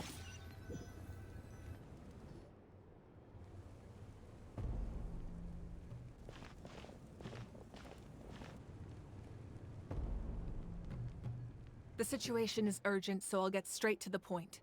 Kachina is undoubtedly a hero of Natlan, and I'm deeply sorry this happened to her. There's been unrest in the Night Kingdom, but I don't know what's causing it. As a result, I've been unable to track down her location. Until we find and address the cause of the unrest, the Ode of Resurrection will continue to be ineffective. And that means Kachina won't be able to come back? That's correct. Not until the problem with the Night Kingdom is resolved. How long will that take? It's hard to say. Kachina always dreamed of fighting the Abyss. Of doing her part to defend Natlan. She wasn't afraid of death because she knew, if it came down to it, the Pyro Archon would be there to bring her back to life. Whenever we sat down together, exhausted from training, she would always hum the Ode of Resurrection. She was supposed to come back to us. We were supposed to hug her and celebrate with her and share her joy. We supported her every step of the way, but what are we supposed to do now? Look for her. You need to chill. Sit peacefully and wait for her return? Lose ourselves in grief over her death? Tell me, are we her friends? Or her murderers? That's not fair, Mualani. It's all right. I understand your rage and your grief. Kachina's life means a great deal to me, Mualani. Believe me, I want to bring her back as soon as possible. I would give you that peace of mind if I could. But please, hear what I have to say so I can at least give you a broader picture of the issue we are now facing. Considering the recent attack on your tribe, I believe the Abyss has found a new means of undermining the rules of our nation. You mean... The Sacred Flame. The foundation of our resistance against the Abyss. If we continue to hold the pilgrimage and send teams to fight the Abyss, there will likely be more casualties. But if we stop altogether, the Sacred Flame will only grow weaker. The Abyss will scale up their attacks, and the tragedy we saw with the people of the Springs will only be the first of many. If we compare the two choices, the former seems to be the lesser of two evils. Sorry, I know that may sound harsh, but I bear the name Malipo. Weighing the costs is my duty. The raw truth can be cruel. But we need to understand it if we want to approach this rationally. But what would you say, Mualani? This is personal for you. And unlike Kanich, I dare say it's not a simple case of weighing up which course of action is less painful, is it? No. I can't choose between them, and I don't want to. Saying that one is preferable over the other is disrespectful to the people who suffered. You're saying it doesn't matter whether I suspend the pilgrimage. The consequences will be equally painful. Yes. What happened to Kachina breaks my heart. But I couldn't bring myself to sacrifice other people for her sake. And that is the crux of the problem. It's not simply a matter of choosing the lesser of two evils. Either way, there will be people who suffer. And the end result will be the same. Belief in the pilgrimage will waver. Once doubt has crept in, the people will no longer unite in battle against the Abyss. And that is exactly what the Abyss wants. Indeed. Their ultimate goal isn't to break the rules that make the Ode of Resurrection work. It's to destroy the people's faith in them. To prevent what happened to Kachina from happening to anyone else, we need to suspend the pilgrimage. So that is my current plan. And in the meantime, I've made efforts to strengthen each tribe's defenses. Then, we have to find another way of strengthening the Sacred Flame to keep the Abyss at bay. This won't be easy. I'll need time to figure out the best approach. I understand your anger, Mualani, but I hope that provided some clarity at least. Wow. Hyman thought things were gonna get heated for a second, but the Pyro Archon took the time to explain everything so patiently. I owe you an apology, Archon. I let myself get carried away earlier, and I'm sorry. You're right. We need to focus on finding solutions. We could always hold the pilgrimage without sending a team to fight in the Night Warden Wars. That way, we would still be able to fuel the Sacred Flame. I've considered that, but the two events have nearly always been linked. Without the chance to fight the Abyss, pilgrimage rankings lose their prestige, and competitor numbers will drop. With fewer participants, the amount of contending fire produced will decrease, and the vicious cycle will continue indefinitely. So, essentially, the Abyss is taking Kachina hostage. What happens if you stay in the Night Kingdom for a long period of time? You've learned about the concept of ley lines during your travels, yes? The Night Kingdom is something similar. Staying there for a short period of time shouldn't have an effect on the person. But with the Abyss in the picture, it's a different story. Your sense of self will be devoured, until eventually you become one with the Sea of Souls. Imagine pouring a cup of water into a rushing river. You can try to scoop up another cup, but there's no chance it will be the same water you had before. I won't sugarcoat it. That is the danger Kachina is currently facing. Just like you said, Archon. Both of these problems need to be addressed. You can focus all your efforts on dealing with the Sacred Flame. I will go search for Kachina. The Abyss poses the same threat to you as it does to her. It is very possible you will not return. Knowing that, do you still choose to go? Kachina's waiting for us to rescue her. That's all that matters. I failed to protect her during our campaign. but I can make it up to her now. I choose to go as well. Traveler? What do you think? Understood. Then how it should end. Then I'll support you in any way I can. The Masters of the Nightwind have a technique that can extract an ancient name from the ley lines. If we can find Kachina's ancient name, I can use the link between them to pinpoint her position within the Night Kingdom. Then comes the hard part. You need to visit the Night Kingdom in person and rescue her. But isn't the Night Kingdom a land of souls? Can we even go there? Under normal circumstances, only the consciousness can enter. But there is a way to go there in person. However, know that the Night Kingdom will attempt to repel you, and the Abyss certainly won't leave you be. That's fine by me. Same here. Fighting the Abyss is nothing new for me. It won't be a problem. So, Paimon's the only one who's scared? Well, if you're going, Traveler, Paimon's going too.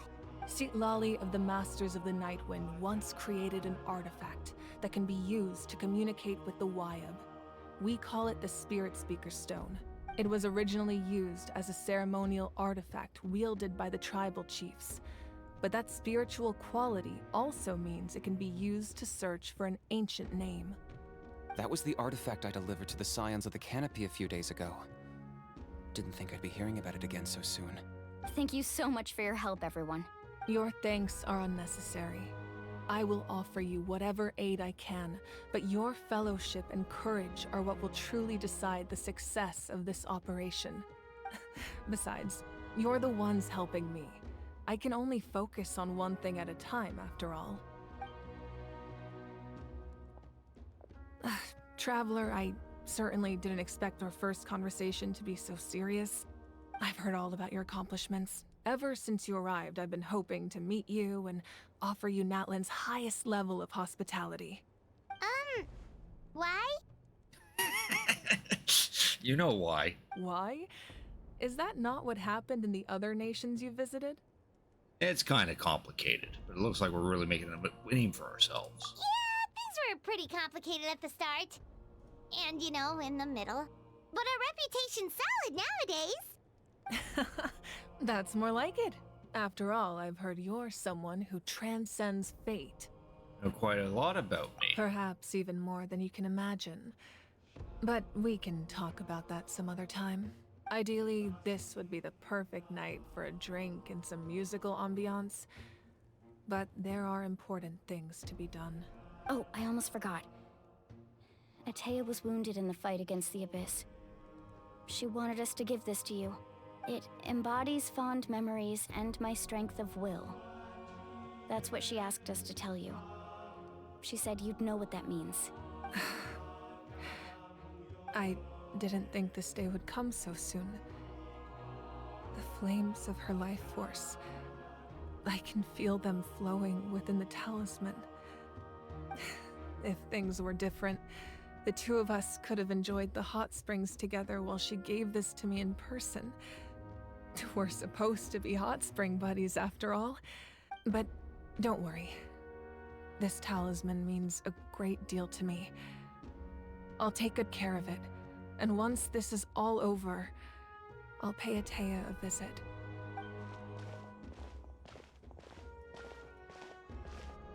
You said you didn't want to jeopardize the production of Contending Fire. But that's not at all why you decided to suspend the pilgrimage, is it? You're right. Even now, the production of Contending Fire is far from sufficient. The gradual corrosion caused by the Abyss has resulted in a massive shortage of pyro energy, and we're currently at the breaking point. As things stand, the pilgrimage is a lost cause. Suspending it allows us to save our strength to defend the tribes. The Abyss has brought catastrophe to Natlan, and Kachina's disappearance in the Night Kingdom is a direct consequence of that. We can't let the general public know that. No. If the public learned that Natlan's destruction was close at hand, there would be immense panic. But if I said nothing at all, they would have continued to question the integrity of Natlan's heroes. Another simple choice. The latter was clearly the better solution. but you chose otherwise. I have never subscribed to the belief that the right choice is the one with the fewest sacrifices. Let's go. There's still a way for the sacred flame to last a little longer. You mean? Yes. Come with me.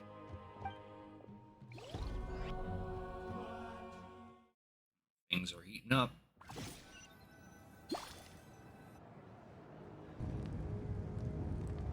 The sacred flame must never go out. Not only does it strike fear in the abyss, but it's also the pillar of Natlan's stability. So until our heroes are ready, I will sacrifice my power to keep it burning. But that can only last so long. I think we should focus on the remaining ancient name bearers. Don't let desperation cloud your judgment. Those chosen by the Wyab have already embarked on their destined path. It is for them to decide how that journey ends, not us. All we can do is support them. Even so, for you to make this sacrifice, it's not right. If not me, then who? No other is capable of sustaining the sacred flame. I possess great strength, but I'm not above my people. This is part of my duty.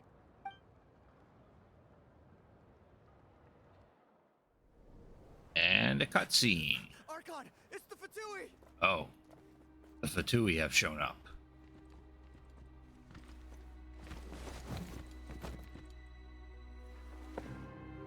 Oh.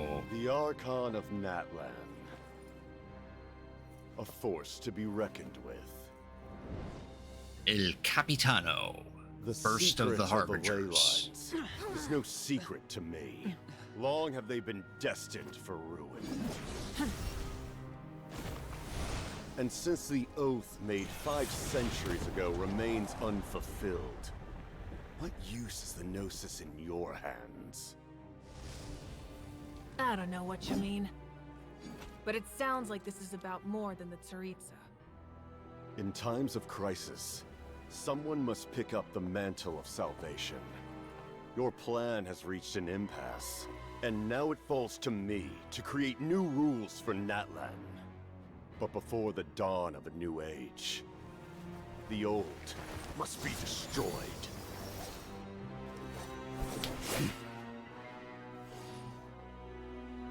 I assume that's the end of your speech? Good. People like us? Let our blades do the talking!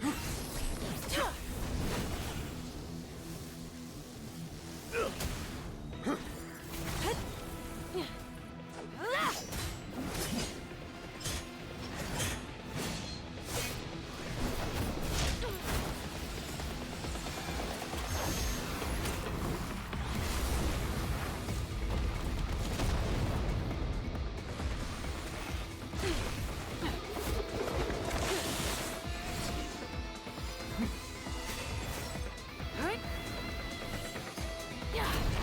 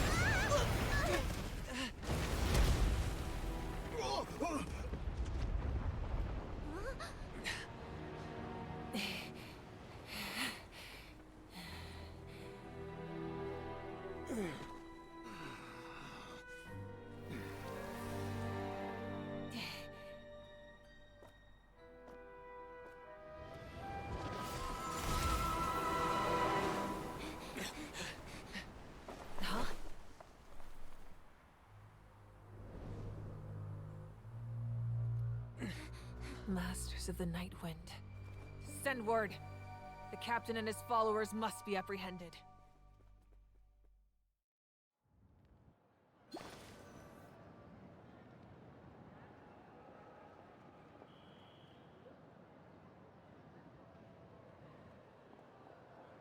Are you alright, Archon?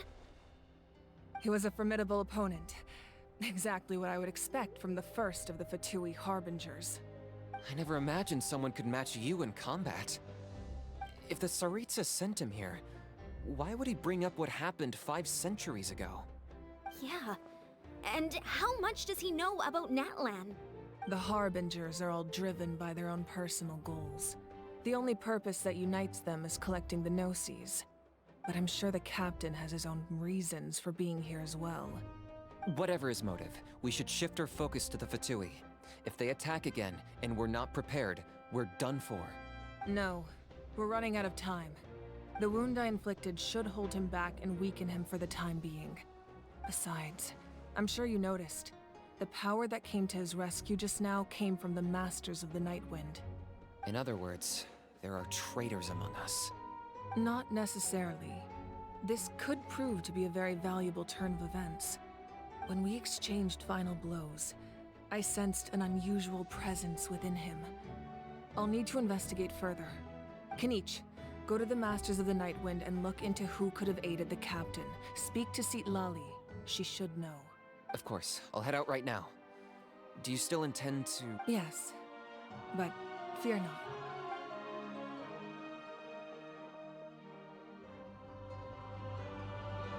Natlan's strength has never rested solely in its Archon.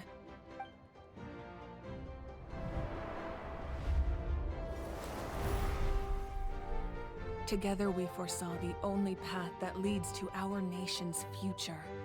We must trust in that vision now.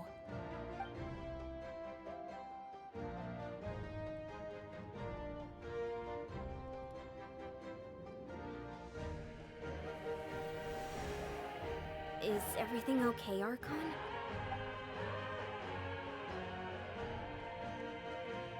Completely fine. Just lamenting the fact that I never got a picture when I could still turn my hair into flames.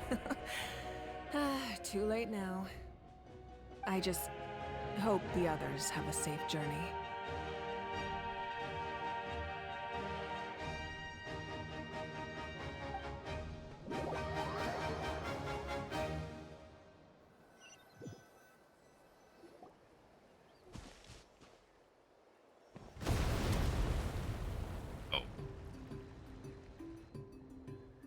That's when we just heard the explosion. What's happening at the stadium? Did something explode? It feels like the Archon unleashed her power.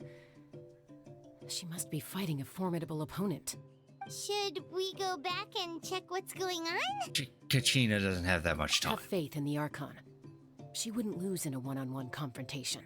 Once we find Kachina's ancient name, we'll head right back. Okay, let's just keep climbing. Emon really hopes nothing goes wrong. Did go wrong. It's the Fatui showing up when they shouldn't belong.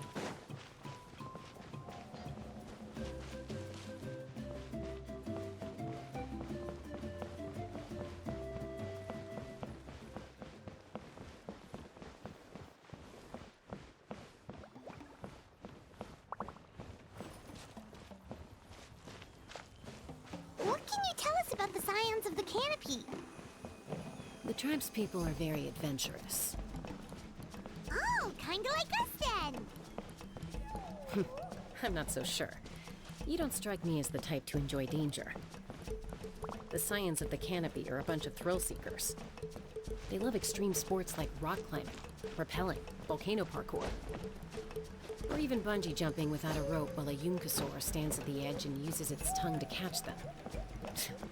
Sound like something you'd be interested in? Okay, that does sound different from our usual adventures.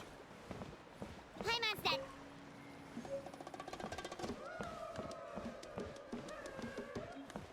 I wasn't expecting that to actually cancel out the conversation, but okay. I just wanted to pick up the item.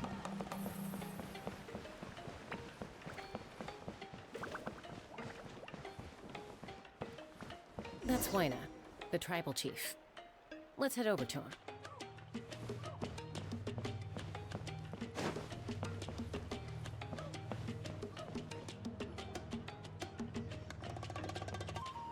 Chaska. Nice to see you again, Wyna. I'm afraid we don't have time for pleasantries, so I'll get right to it. We're here for the Spirit Speaker Stone. Whoa, hold on a second. At least tell me why you need it first. My friend Kachina is trapped within the Night Kingdom. We need the stone to find her ancient name and rescue her. Rescue her? From the Night Kingdom? That's right. I'm sorry, but someone needs to tell you what you don't want to hear.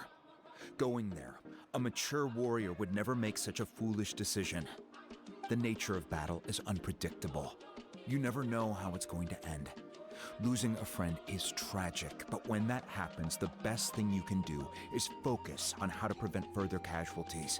I appreciate what you're trying to say, Chief Wyna. But if the price of maturity is abandoning a friend in need, I'll choose foolishness any day. If Kachina's still holding on, then so will I. I thought you might say that. Is something wrong, Wyna? This doesn't seem like you. Life isn't complete without taking risks. That's always been your mantra. It's nothing. The Night Kingdom is a dangerous place. Can't blame me for checking if you were up to the task. If you're that determined, far be it from me to stop you. Here's the stone. Keep it safe, okay? It's not like we have a spare. Thank you. Huh. Seems like you two go way back. But aren't you from the Flower Feather Clan, Chaska? Oh, Chaska's a peacekeeper, so she's famous throughout the tribes. She's always the one people call to resolve conflicts, so we slowly got to know each other that way. Her younger sister Quichi's always hanging around our tribe, too. She's helped us out a lot in the past. Oh, you have a younger sister? Yes, I'll introduce you to her sometime. But let's get back to business. Wyna, how do we use the stone? As you probably know, your intended destination is completely different from the real world. The Night Kingdom is like a river flowing with concepts, and the ancient name you seek is like a tiny fish swimming downstream. We're going fishing. In that sense, the stone is like a fishing boat drifting down the river. But the boat alone isn't enough. You need a fisherman experienced enough to steer it in the right direction. We couldn't do that ourselves? With a little practice, I'm sure you could. You have the strength and the talent. If you want to make sure this works, though, I could recommend someone to you. Who? Vichama, a legendary warrior and scout from our tribe. He's got a keen eye and a well-honed intuition. Even his ancient name means to seek. If you're fishing for a name, you're gonna want him on the boat. Vichama? Why does that name sound familiar? He's one of Auntie Atea's hot spring buddies. I've heard stories about him. Where can we find him? Ever since Malco passed, he spends most of his time gazing out at the scenery from the cliff tops. Follow the path that way, and I'm sure you'll find him. Thank you. We'll go look for him there. Good luck. I hope everything goes well.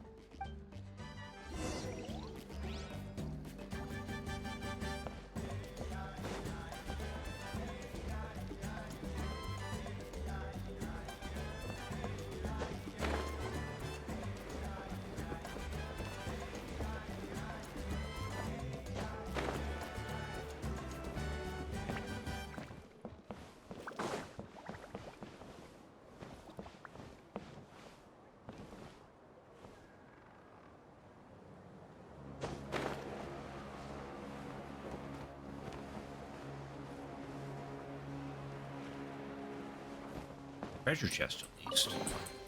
Unsolicited. Map's saying And there's all the supposed more to be a valuable for it. collectible around here that isn't that treasure chest.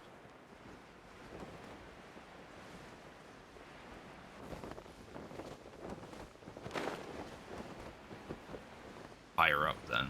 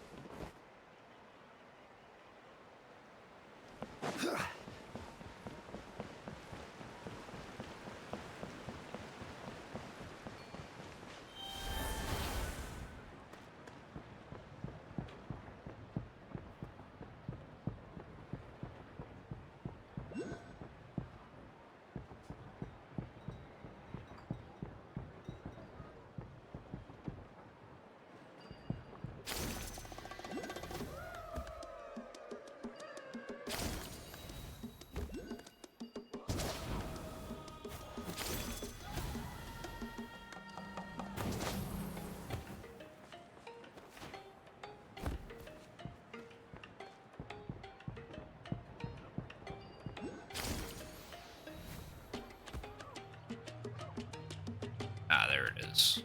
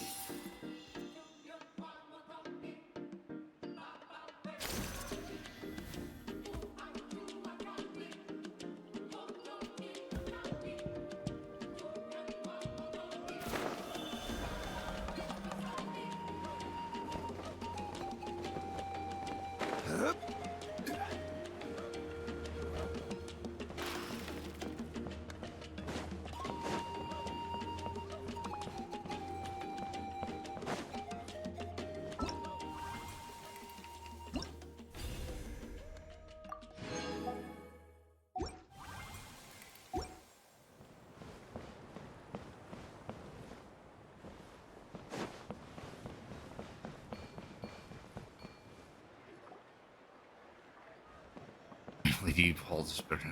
Someone I don't admiring know. the scenery from the cliff tops. Ah, that must be him! Hello there, are you Vichama? That's me. Did you need something? Tell him about Kachina and the Spirit Seeker Stone. What? You're saying you can bring someone back from the Night Kingdom? How is that even possible? No, if you really think about it, anything's possible in that kind of place. But that would mean... Are you okay? You don't look so good. Everything's fine. I'll help you, but I do have a small request. After I help you find Kachina's ancient name, I want to use the stone to look for my friends as well. Of course he's gonna do that. Your friend? Oh, why not mention someone named Malco? Is that who you're talking about? Yes, but I'd rather not get into it if it's all the same to you. That's not a problem.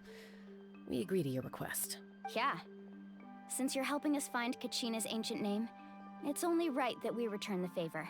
Then we're agreed. Can I have a look at the stone?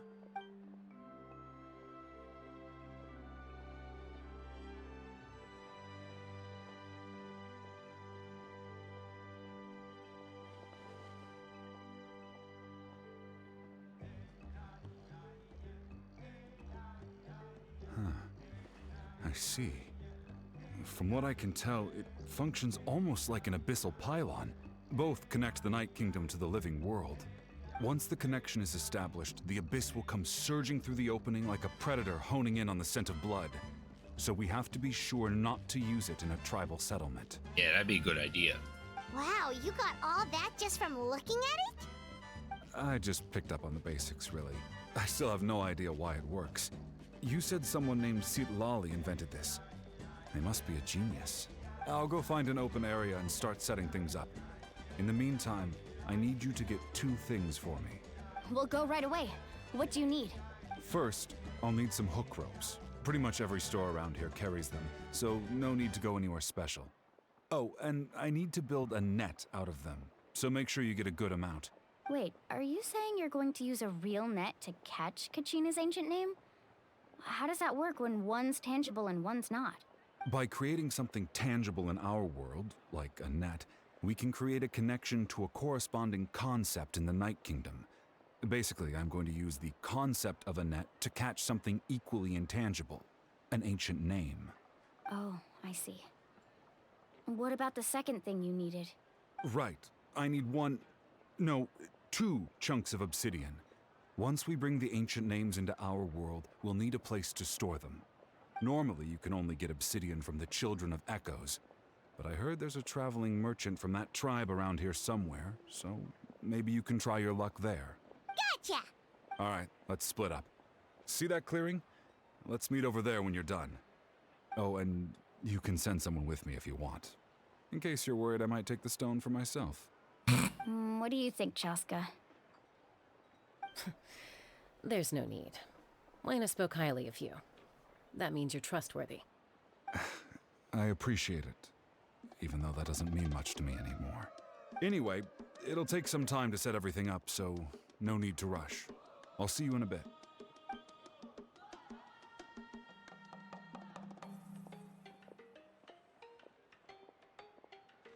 What an odd guy. He seemed so defeated, but also really invested in the stone at the same time. I don't have any more insight than you, Paimon. Let's just focus on the preparations for now. Hang on, Kachina. We're coming for you.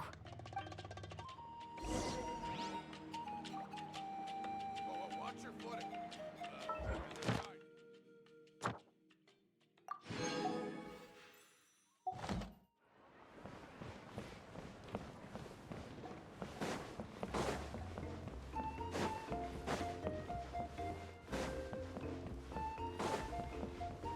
I see a spin crystal.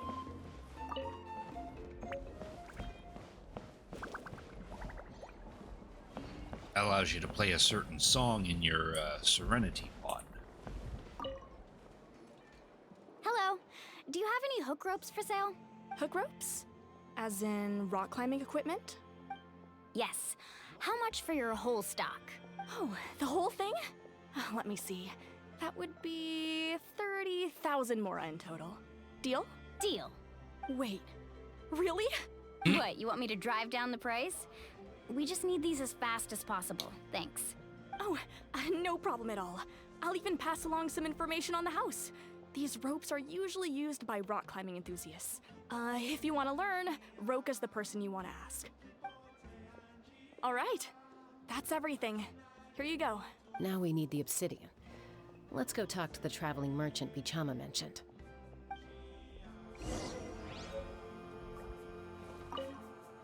Anything else I can get you?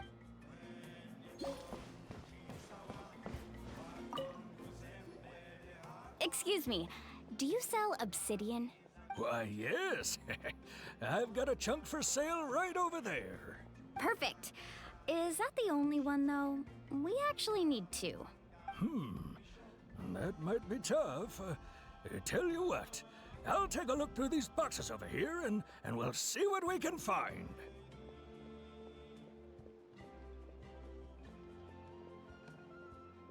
Thank you so much. We'll wait here. Relax.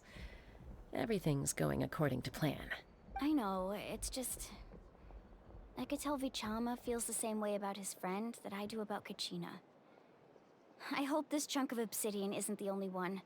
Kachina always carries all sorts of shiny stones with her. If I was the one trapped in the Night Kingdom, she'd have a whole pile of obsidian ready in a heartbeat. Well, would you look at that? I did bring an extra. Here you go, young lady. How does it look? Nice. Perfect! Thank you. How much do I owe you? If you hadn't shown up, these stones would have just sat here collecting dust. I'll take 3,000 mora for both. Here you go. By the way, I heard you mention Vichama just now. You running an errand for him then? How's he doing? Malco's been gone for 5 years now. It's about time he started to move forward. Do you know what happened between them? I heard about it in passing while I was out drinking one night, but I don't know all the details. Vichama and Malco grew up together, and even made a name for themselves together. Malco was an amazing fighter, capable of knocking out multiple opponents in a single hit, while Vichama excelled at scouting and analyzing the battlefield. The two made an excellent team, and managed to beat back the Abyss several times. 5 years ago, they both emerged triumphant in the pilgrimage, and were placed on the same team to fight the Abyss. But on the eve of battle, the Abyss launched an attack on their tribe, and Vichama suffered an injury to his leg while attempting to rescue someone. Then what happened? The team agreed that he couldn't fight the Abyss in his condition. Vichama didn't argue. He knew going to the front lines with an injured leg would make him a burden in battle. So they raised the issue with the Pyro Archon, and she agreed to let him stay behind. It's just... Melko and the others ended up facing hordes of abyssal monsters in numbers that far exceeded anyone's expectations. The team made an error in judgment, and they fell to the onslaught. Oh. Vichama went into a deep depression after that. He blames himself for everything. Sound like it was his fault. Oh, you're not wrong. But it's possible he chooses to blame himself. Not because he did something wrong, but because he wasn't able to do anything at all. I've tried convincing him to move forward, to stop dwelling on the past. But the shadow of Malko's death hangs over him still.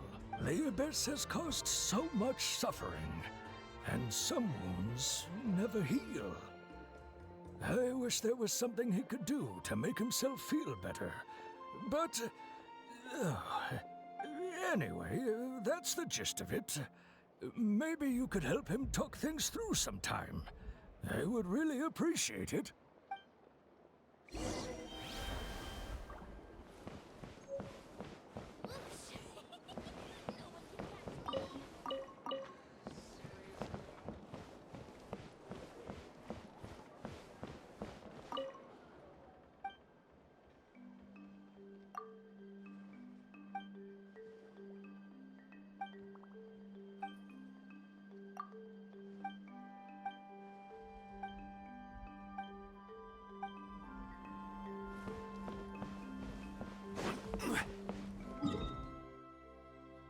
Meet up with Chama.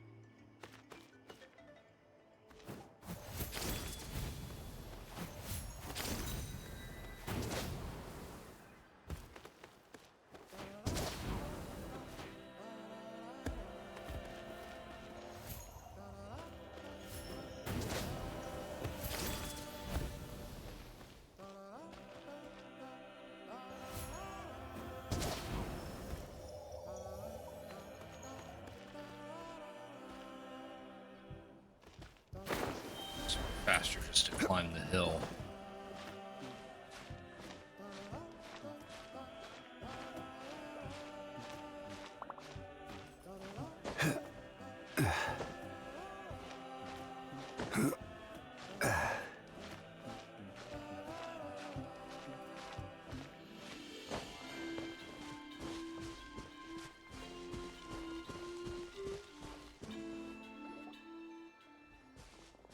Did you get everything? Yep, it's all here. When do we start? I've made all the necessary adjustments, so we're good to go. As agreed, I'll help you find Kachina's ancient name, and then you return the favor. Ask a question. Go ahead. You're saying your friend's ancient name for the same reason as us? Yeah, after Malko fell, I scoured the battlefield to see what happened.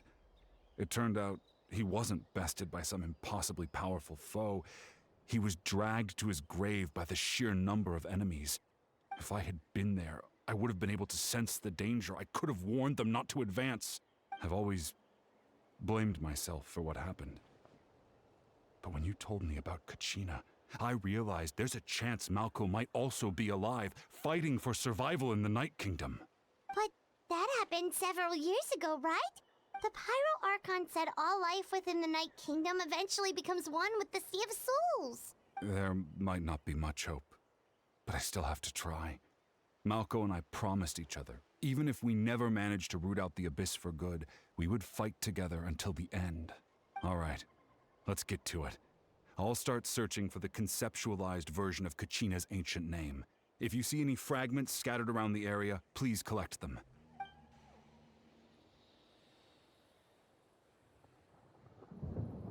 Make sure you prepare yourselves for battle. As I said, the stone will link the mortal realm to the Night Kingdom. The Abyss will likely emerge in response. Look at that golden thing. It must be one of those fragments Vichama mentioned. Let's get closer.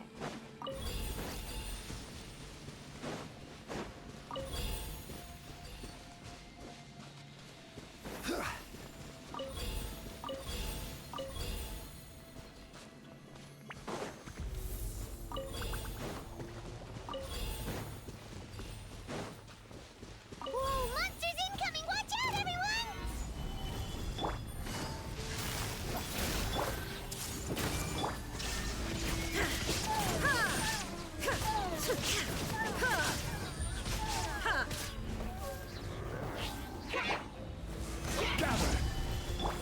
Share my knowledge. Hey, Things are about to get dicey. I will have order.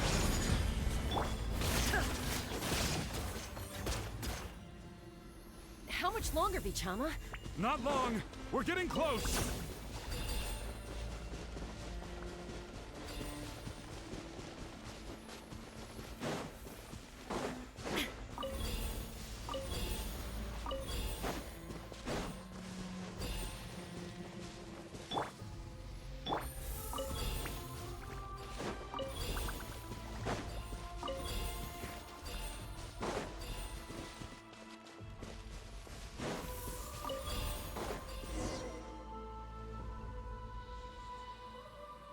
Vichama!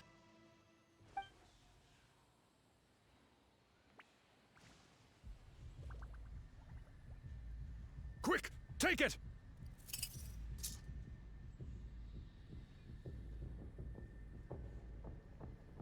I found Kachina's ancient name. Hang in there, Malco. Just a little longer. Something's not right. The power of the Abyss is getting stronger. The Abyss is corroding his body. Vichama, you can't keep going. You'll die. I should have died 5 years ago. I just need a little more time. Please, I'm almost there. Understood. I'll help buy you some time. Oh, we gotta do stuff. We gotta spam space. Whoa, watch out! The power of the Abyss is strong. Yeah, but my ability to spam space is stronger. Got it. Have I ever heard of Shadow Man? I don't think I have, no. Hanging in there? Time. No! Why can't I find him? Why? We can't wait any longer. Pull him away from the stone, Mualani. I already tried, but the power of the Abyss has him in a chokehold. It's like he's tied to the stone with an invisible rope. In that case, we have no choice. I'm sorry, St. Molly. Get back! Chaska, wait! Oh. Destroyed it. Ouch! What happened just now? It looked like the Spirit Speaker's stone was... The stone's power was spiraling out of control. The only way to stop it was to destroy it. You were all caught in the shockwave of the explosion. You might feel dizzy for a while, but that's normal. Give us a heads up next time, will you?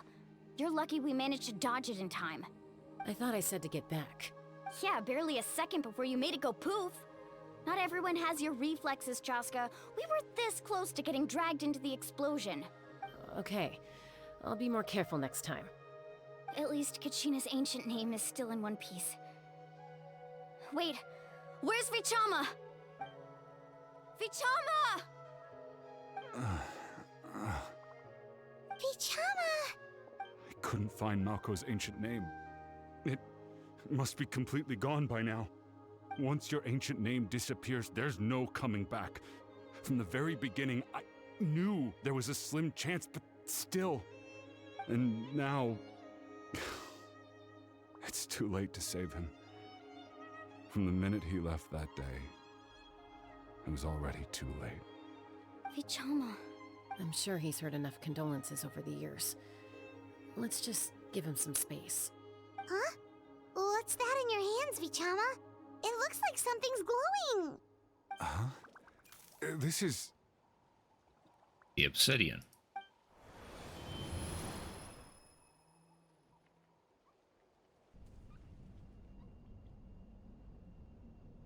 Hey, Malco. Got any strength left? Not enough to swing a sword, but to say a few last words? Sure.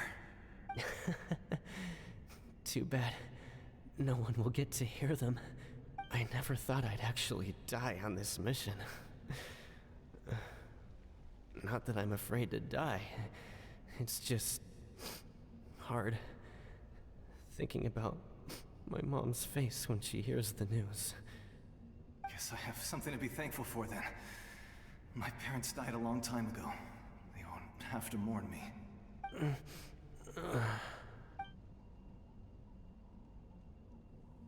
Pisak! Always had to beat me at everything, didn't you? Right to the end, you were never one for goodbyes. Maybe you're right. Maybe no one will get to hear our last words. But just in case, Vichama, I'm so glad you didn't come with us. Don't be sad. Just keep on living. For the both of us.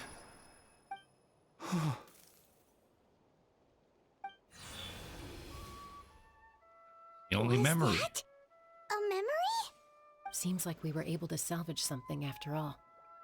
Feeling any better, Vishama? Of course. Seeing him, hearing his voice again, it makes me unbelievably happy.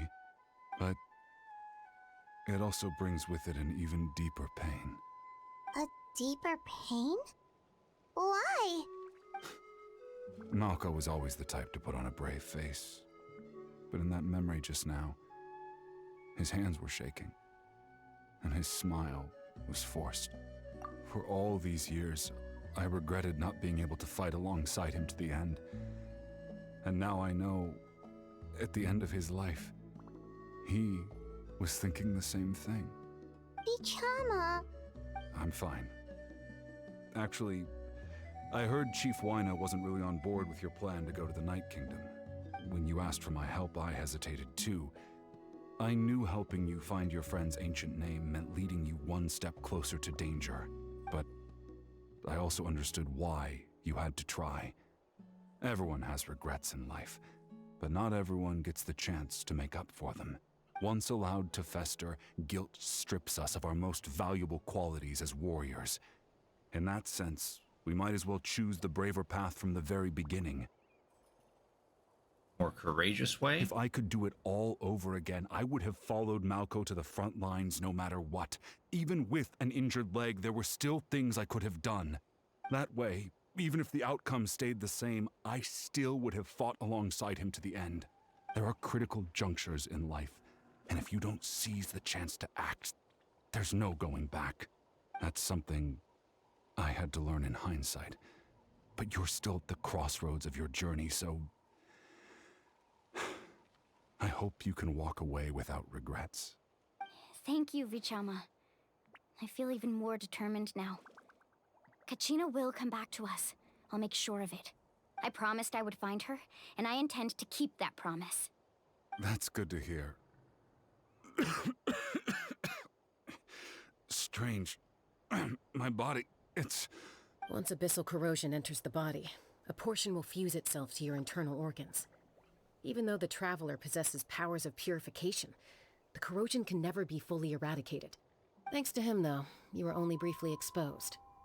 Slowing your breathing and controlling your emotions should help you keep the symptoms in check.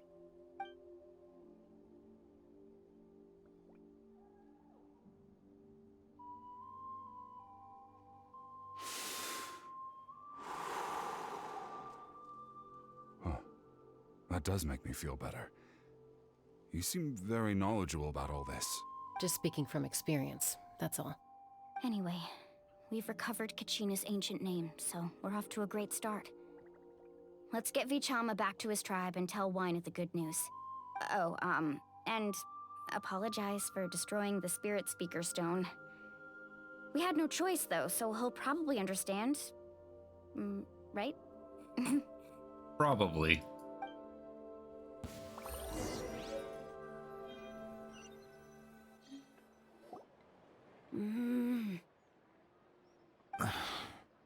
Koichi, are you really gonna just stand there like that? I don't know what you want from me. I think you know exactly what I'm trying to say, Uncle Wina. I can hear it in your voice. Honestly, it's just one thing after another with you two. They're back. Koichi? What are you doing here? Don't play dumb with your own sister. You know exactly why I'm here. My apologies, everyone. I just need to borrow Chaska for a few minutes. You come with me. She Angie. I'll be just a moment. Who is that? Koichi, Chaska's younger sister. Although the two aren't actually related by blood, it's kind of a long story. It's not really my story to tell, but I guess it's not a secret. You see, Chaska was actually raised by cuckoo sores. Oh. She was afflicted with a rare disease when she was a child, and abandoned in the wild as a result. The Abyss found her out there, all on her own, and tried to devour her.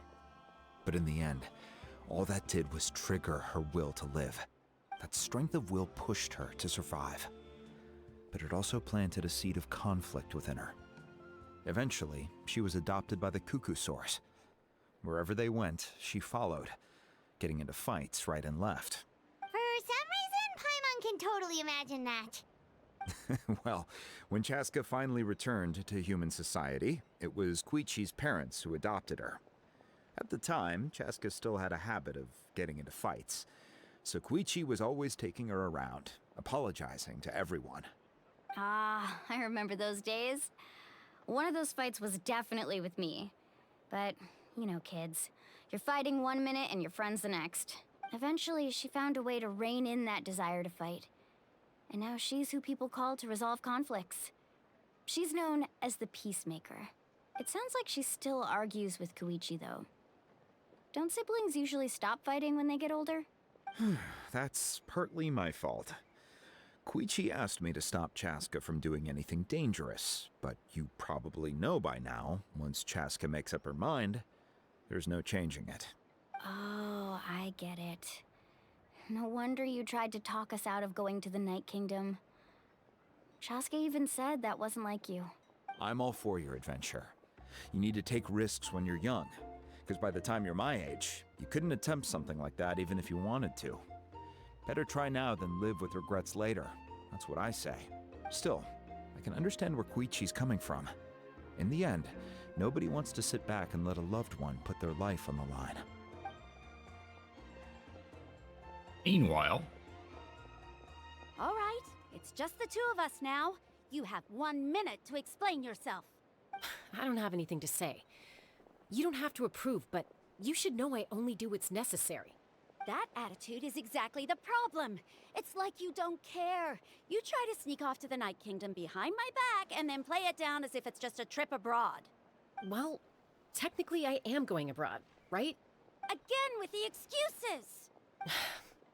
We agreed, didn't we? There are 4 levels of danger.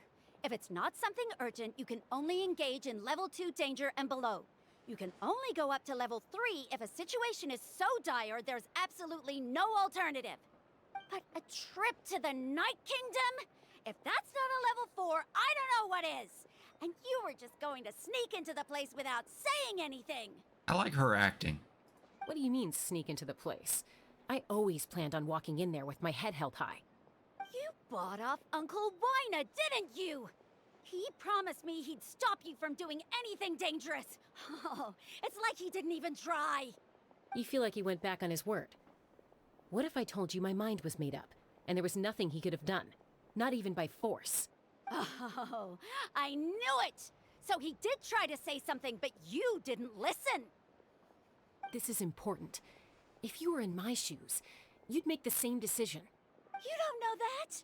I'm a doctor, and I handle logistics. If you're going to waltz into a dangerous situation where you could lose control at any moment, it's my duty to say something. All right, whatever. Anything else? What do you mean, anything else? Why don't you reflect on what you've done and promise me you'll stay put? Time out. Is this one of our normal arguments or a serious one? Chaska, does it sound like I'm joking? Then... you need to know something. What happened to Kachina was partially my fault. I can't leave her there to die. That's not who I am. But the person you become when you lose control, that's also not who you are! That's a different issue. You said it yourself. A person is only as good as their morals. If I want to live in Natlan, I need to display qualities that make me worthy of this nation. I've also told you that managing your condition is equally important. Sometimes you have to make sacrifices. All right, let's stop this here. If we keep going, I might actually have to get serious. And I think Waina prefers his roof attached to his house. Is that a threat? That sounds like a threat to me. Koichi! Younger sisters are supposed to listen to their elders. So, you're really going to go, no matter what I say? I'm supposed to be your sister. Then support me. I'll be back. All you have to do is wait. Chaska. So, that's it. Why'd you have to turn out to be so darn annoying?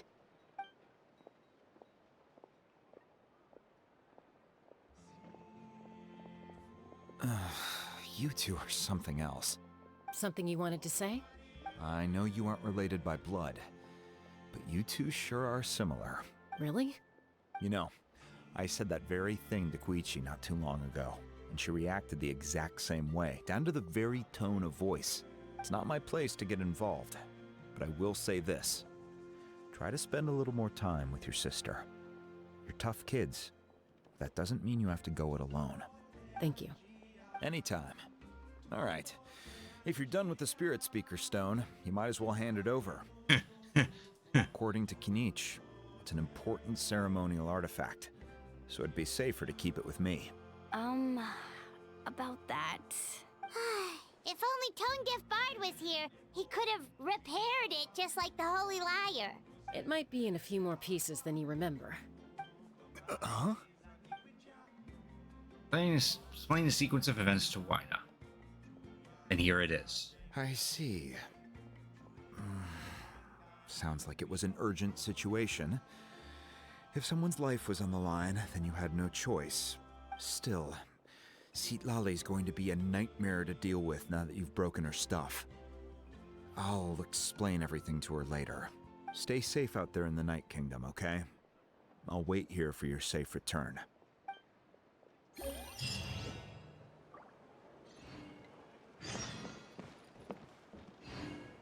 Now we gotta go all the way back to the Archon and...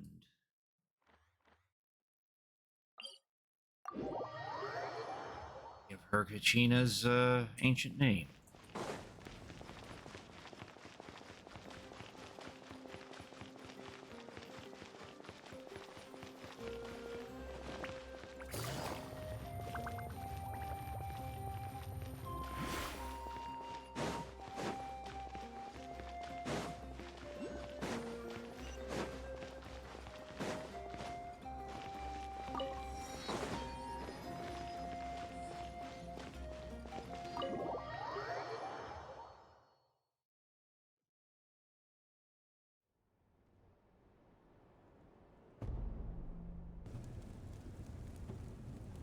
We're back! We found Kachina's ancient name, too! Happened at the stadium. Well, it's fairly complicated. Let me give you the condensed version. Our Archon's battle against the captain as well as her sack. The Fatui again?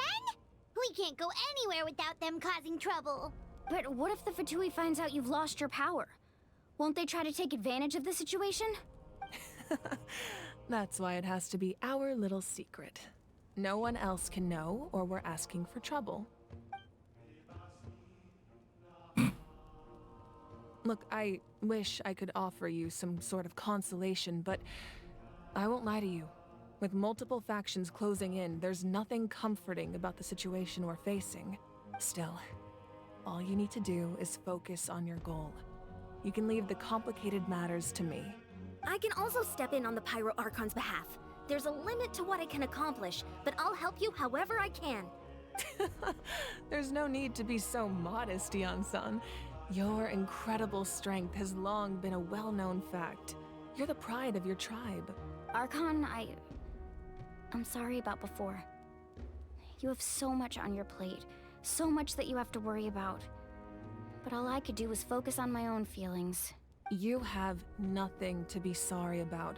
We all get overwhelmed by our emotions, myself included. Your reaction to Kachina's disappearance, I understand that feeling very well. Now that we have Kachina's ancient name, let's go track her down. Follow me.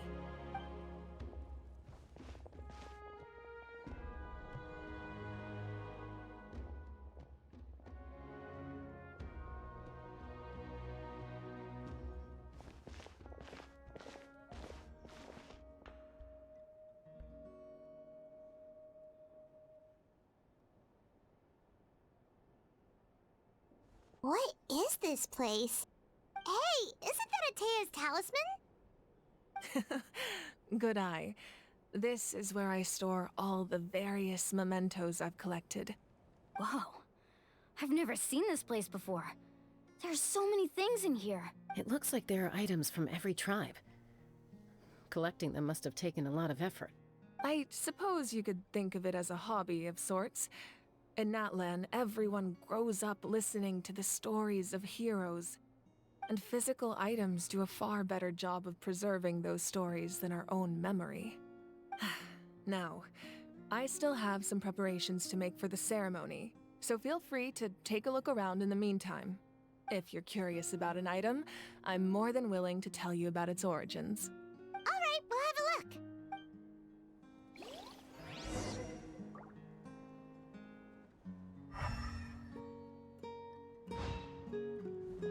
This flower looks like it's thriving. You must be good at taking care of plants, Archon. A record player.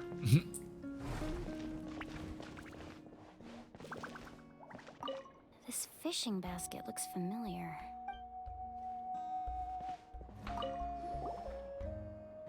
Hey, there's a fishing rod here. It must have belonged to the people of the springs. That's right. It belongs to a legendary fisherman named Matavaru. I have his entire set of fishing equipment, actually. He and I met in a tavern. He told me about a particular kind of giant fish and his meticulous plan to catch it. In his eyes, I saw a hunger and a strong fighting spirit. To him, the sea was the battlefield upon which he staked his honor. So, did he do it? The next time I saw him, he was covered in scars. It turned out the fish he sought had been corroded by the abyss. He managed to kill the fish, but sustained a serious injury in the process, which meant he could never go deep-sea fishing again. Can a fisherman claim victory if he fails to bring back his catch? That's what he asked me in the end. Well, Paimon thinks he won. That was my answer as well. The experience was far more valuable than the prize itself. In the end, he didn't want his tools to go to waste, so he gave them to me. Wait, that means you also know how to fish. Maybe we can go head-to-head sometime.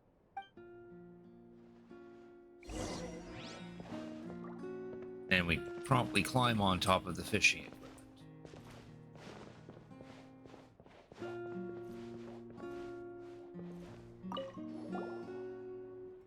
This is Atea's talisman. I'm sure you're familiar with this one already. Atea was rarely ever without it. The talisman brought her a lot of luck in battle.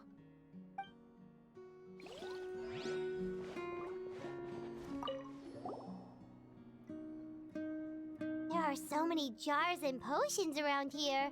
Do they have anything to do with alchemy? No, those belong to the Masters of the Nightwind. They're ceremonial tools used to amplify the ability to communicate with the Night Kingdom and the Wayab.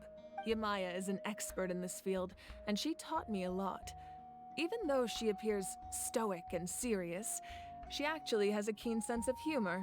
The tools you see here are quite traditional. Her students found them outdated, so she passed them on to me. The contents of the jars aren't all that special. Oh, except the big jar in the middle. That's what she really wanted to give me. Ooh, must be something really cool. What's inside? Grape juice. Huh? It's quite tasty, although probably expired by now. Big, huge urn of grape juice.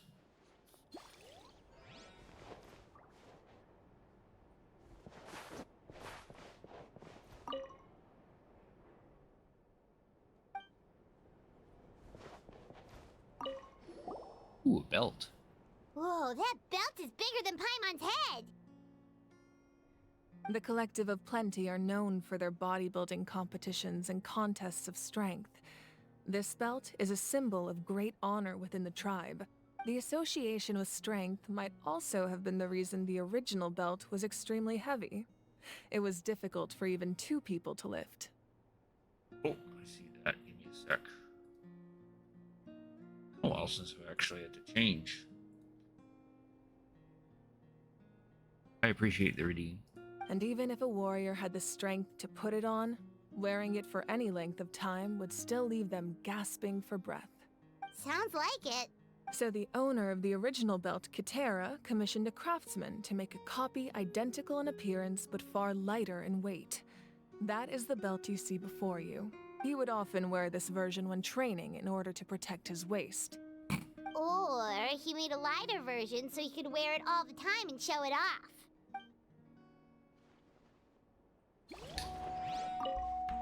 Make sure to handle everything with care. This cup, for example, it's heavier than it looks.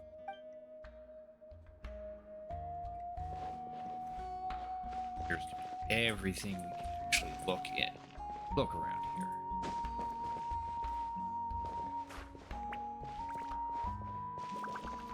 Oh, this. Whoa, this weapon is huge! Which tribe did it belong to? Ah, that weapon belonged to Tenoch, a hero from 500 years ago. Strictly speaking, he didn't belong to any single tribe. That's because even before the disaster with the Abyss broke out, he had already been exiled. Exiled? It was a punishment imposed out of necessity, but he accepted it all the same. He believed it was what he deserved. When the Abyss attacked, the tribes found themselves in urgent need of a powerful figure to lead them into the battle. And there was no one more courageous or resolute than him. He united the 6 tribes and accomplished great feats throughout the war. Ultimately, he perished. And because he had already lost his ancient name, the Ode of Resurrection was unable to bring him back. And so, he was laid to rest, alongside the countless warriors and civilians who lost their lives, buried in the soil of his native land. Wow, he sounds like a true hero. Indeed, even now his story is told throughout the land.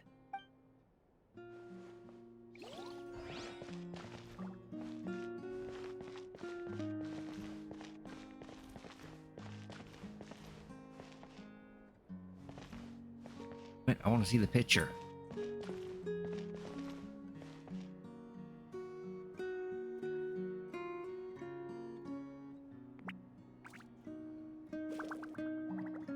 Looks like her family.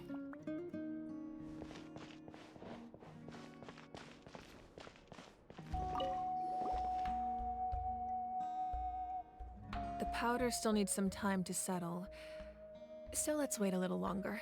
Well, what do you think of my collection? Do you feel like you have a better understanding of Natlan's culture now?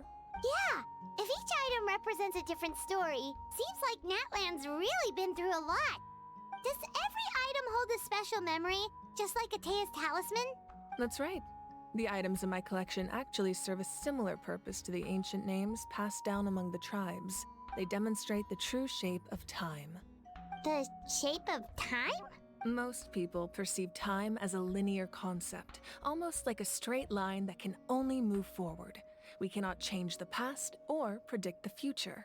But there's also a different theory, one that I believe to be closer to the truth. Namely, that the past, present, and future all exist at once. At once? Paimon's not sure she understands. Let's say your journey ended right now. Thinking back on your experience in each nation, which one would you say was the most important? I'd have to say all of them. Exactly. Even at the end of your journey, the things you experienced along the way don't cease to exist. They become part of who you are.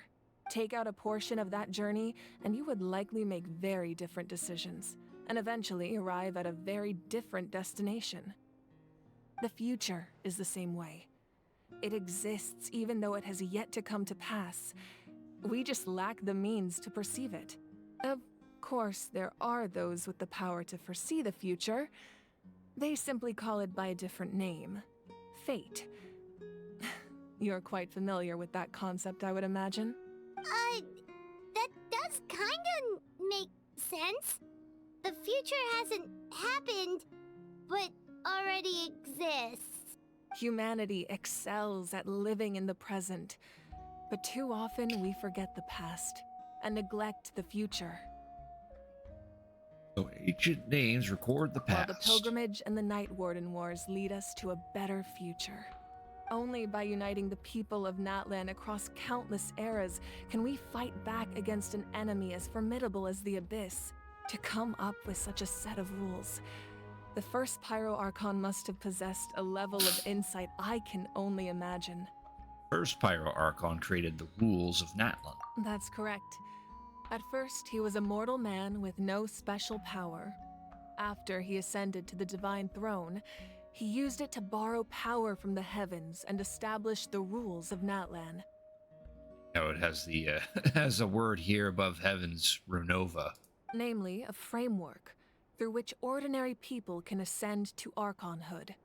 By holding the pilgrimage, we're able to determine the strongest among us. And when that person ascends to the Divine Throne, their inner flame will awaken. In addition, the sacred flame will grant them significant knowledge and memory of this land. After all, that's how I came to know everything I just told you. So, it all comes down to the power of the Divine Throne and the rules. Wait, is that a family portrait? Yes, that's my mother, father, younger sister, and the little saurians we raised. I turned a piece of my dad's leather armor into a canvas and commissioned a famous artist to paint our likeness. Your sister is so cute! It looks like the two of you are really close. Paimon was having a hard time thinking of an Archon as an ordinary person, but seeing this portrait, it kind of makes sense now. It really doesn't look like there was anything special about you before. Oh, wait, is Paimon allowed to say that? A little late for that question, don't you think? Sorry! Paimon's so sorry! Paimon's mouth works faster than her brain sometimes! Sometimes her brain It's doesn't all work right. at all. I'd never get upset over something like that. No matter what others may say, my past is a precious part of my identity. I'm forever proud of the life I used to lead. Becoming the Archon doesn't mean you sever ties with your family.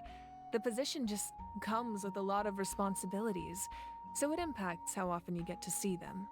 My father made the most delicious stew, so my sister would often bring me a large pot of his cooking, and we would sit on a blanket and eat it together.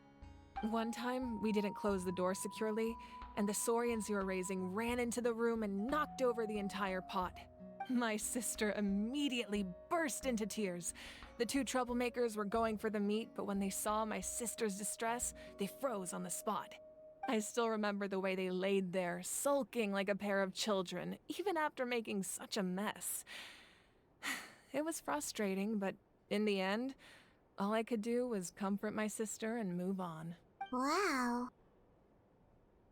Forgave him just like that. Isn't that what being a family is all about? I think about that story a lot, actually. As the Archon, I made a vow to defend this nation, and experiences like that, they remind me exactly what I'm trying to protect. Well, what happened after that? This portrait looks pretty old. Your sister must be all grown up by now, right? I believe she ended up working as an architect and artist. She built many houses and crafted many beautiful works of art. Anyway, that's enough about me. Now that the powder is settled, we can begin. Ian-san, Mulani, Chaska, over here, please. Place the ancient name up there, and then we'll begin. Boy, here we go.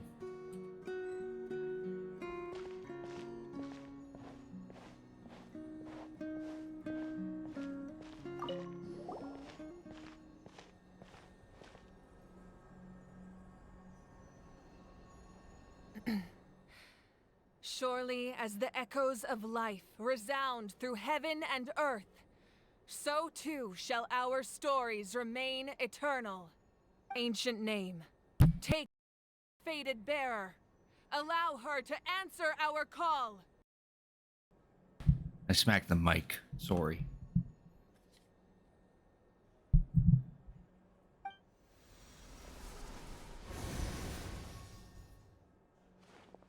Kachina?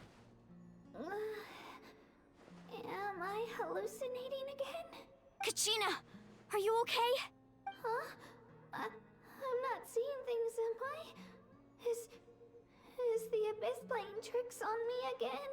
It's okay, Kachina. It's just us. We're trying to find a way to bring you back. Everyone, you have to listen to me. I've been investigating the Night Kingdom this entire time, and I figured out what's wrong. The Wyab is being affected by the Abyss. I was waiting for the Wyab to send me back, but then this really strong monster came in and it almost killed me. The Wyab saved me, even though its power is weakening. So I've been hiding from the monsters while trying to find a way to help. The Night Kingdom has become a huge mess, though. I keep hearing these awful sounds and seeing really horrible things. Don't listen to those sounds, Kachina. The Abyss is trying to strip you of your sanity. All you need to do is stay safe and wait for us. We'll be there shortly. It's okay. I feel so much better now that I've had the chance to talk to you guys. You don't need to worry about me. I've never been strong or special at all, really. So I don't blame anyone for forgetting about me or leaving me behind. Just knowing you care is more than enough. I'll find a way back. You don't have to put yourselves in danger to come rescue me. You're always like this, Kachina. Now's not the time to act tough. We're coming for you, and that's final.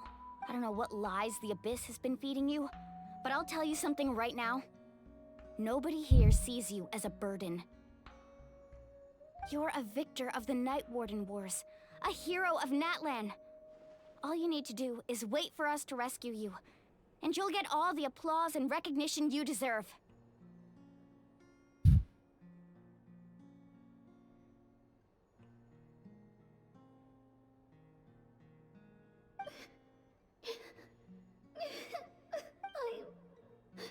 I'm really scared. Everything's so dark and creepy here. And I want to go home. Still, I don't want you to put yourselves in danger because of me. I don't want to hold anyone back ever again. All you need to do is place your trust in us, just like you always have. No one fights alone. We're not leaving you behind. Not ever. Yeah, we're so close, we can't call it quits now!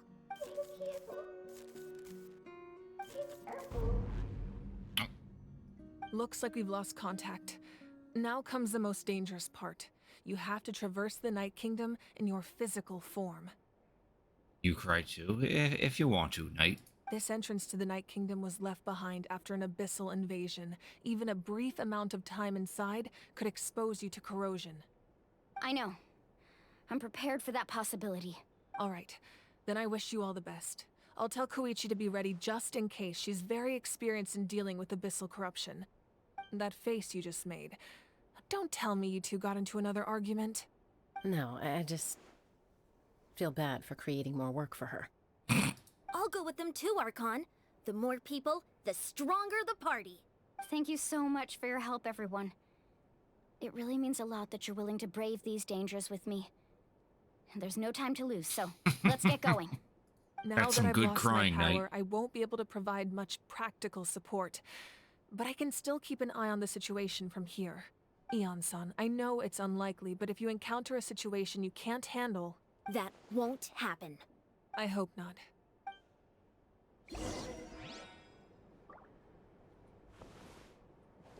Be careful out there.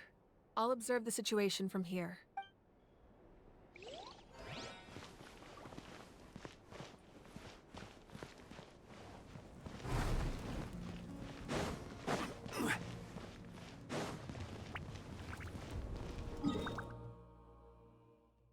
Oh. Go to like some outside of the city. Figured it'd be in that that sand pit. To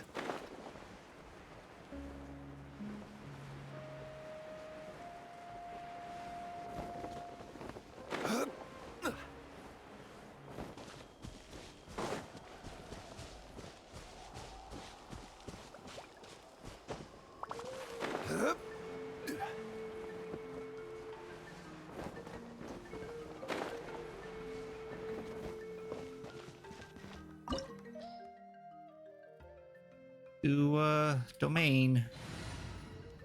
Yeah. My usual group will do.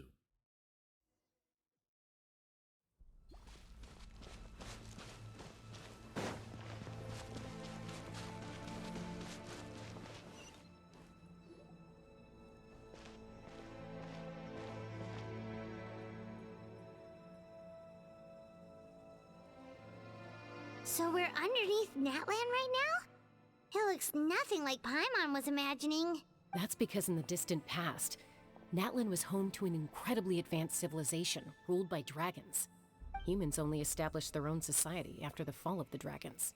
So these are Saurian ruins? I don't think she's talking about Saurians. I think she means actual dragons. Wait, you mean like the elemental sovereigns? They had their own advanced civilization? Probably. Yes, a really long time ago. Very few records have survived until now, so no one really knows what the devices here are for. These ruins have been abandoned for a long time, but with the recent increase in Abyss activity, the installations around here have somehow been activated again. So what you're saying is, we're not in for an easy trip to the Night Kingdom. No. It's going to be obstacle after obstacle from here on out. Just what I wanted to hear. Why are you all laughing like that? It's creeping Paimon out. It's the pre-adventure excitement kicking in, right guys? Of course. I'm eager to get started. Adventurers live for moments like Then these. let's go. We won't let anything stand in our way.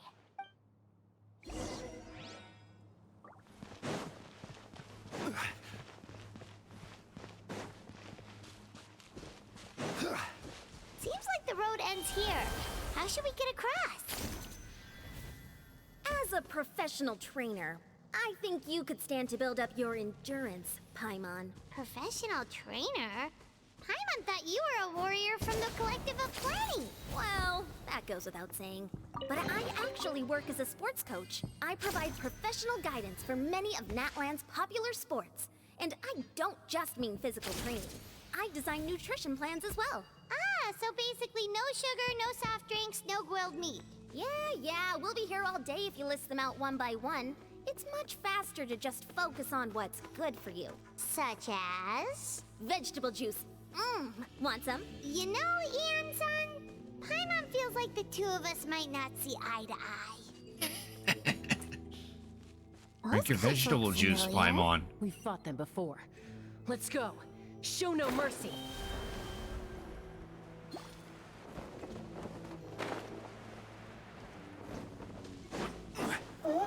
Solidify!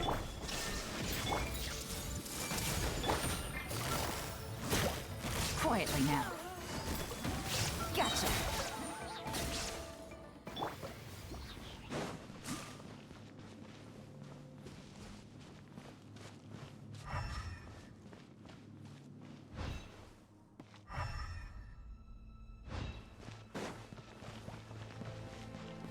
Or that Power World's getting sued? That's new to me. I did hear that the Pokemon Company is suing some Chinese developers of some mobile games, but I didn't hear it was going to be Pal World.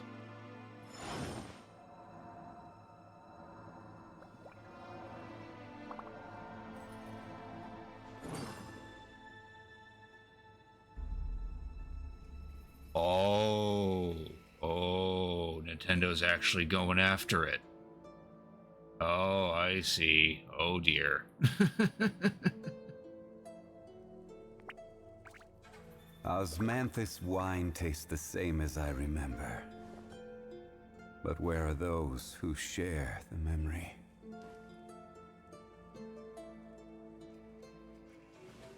Official statement on Nintendo's website, it is mentioned how a patent infringement lawsuit was filed in Tokyo District Court this week against Pocket Pair. The lawsuit seeks an injunction against infringement and compensation for damages, with Pal World accused of infringing multiple patent rights.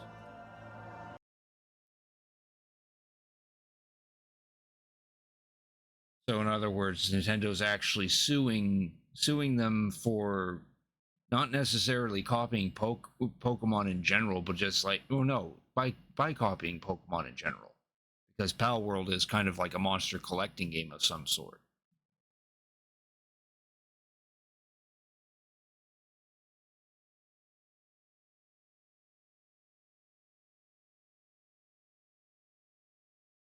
Okay, no, yeah, now, yeah. Now what I'm seeing, yeah, they're trying to sue against them infringing on the concept of a monster catching game, which I don't know.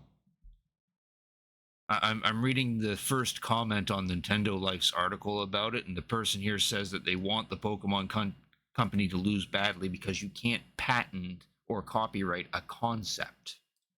You can't patent or own an idea.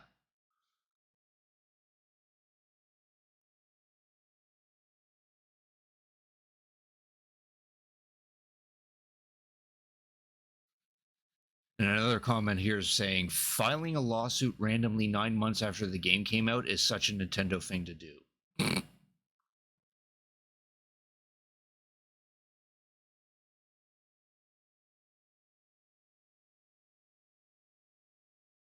Then someone replies to the first comment, they're suing them for patent infringement, not copyright infringement.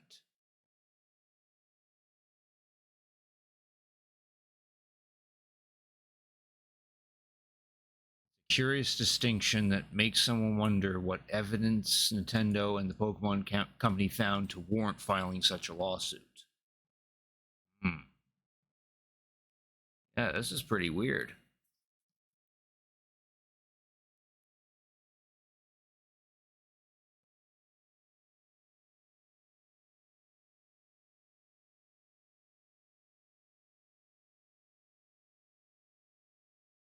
Wow, that's pretty crazy.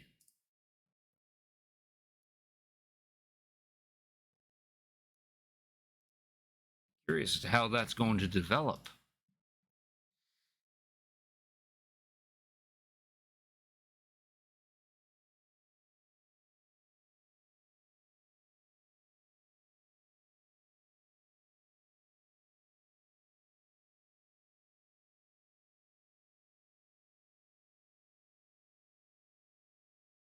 Now I'm looking on a Reddit thread that's going on about it. One person points out one patent thing that Nintendo might use as a proof is that the catching mechanics in Pal World are similar to that in Legends Arceus.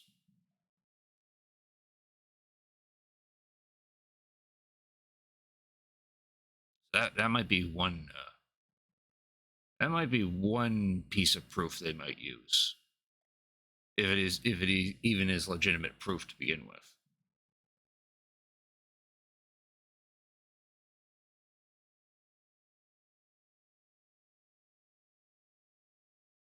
Yeah, that's interesting how that's gonna turn out.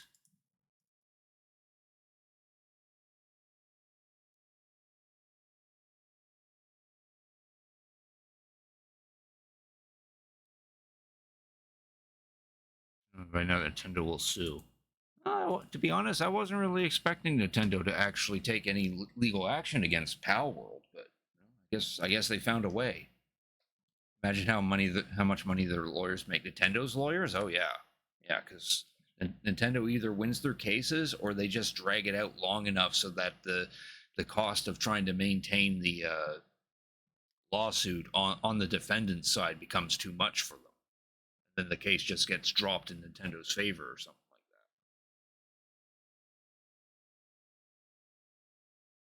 like that. Remember. Yeah, that'll be interesting on how that develops over the coming days.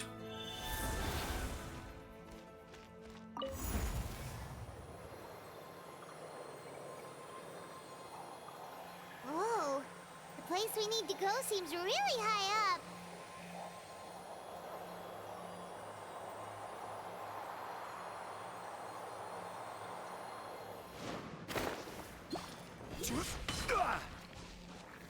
Stabilize. Quietly now. I see everything.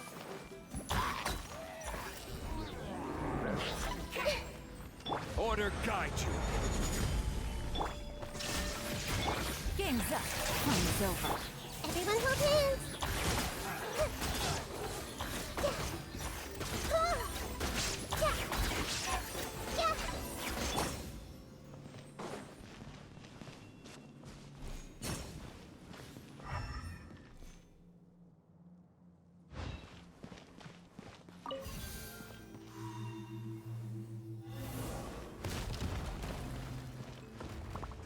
Her lawyers say because it has guns they couldn't sue. I don't know. Engine the whole night? I did say I would switch over to another game after 2 hours, but it's already getting close to 3. I mean, I probably could switch it over for the last hour, but I don't know. I don't know what I could play in an hour that facilitate actually switching over.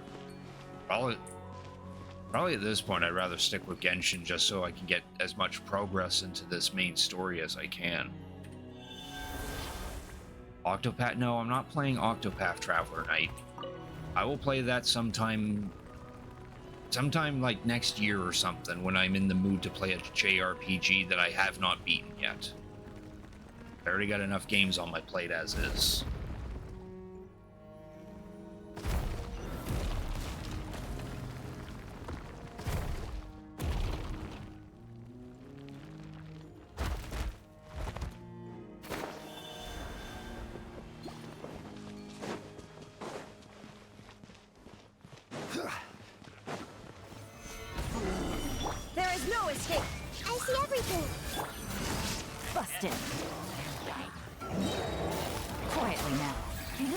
To get dicey. Everyone hold hands. This is order.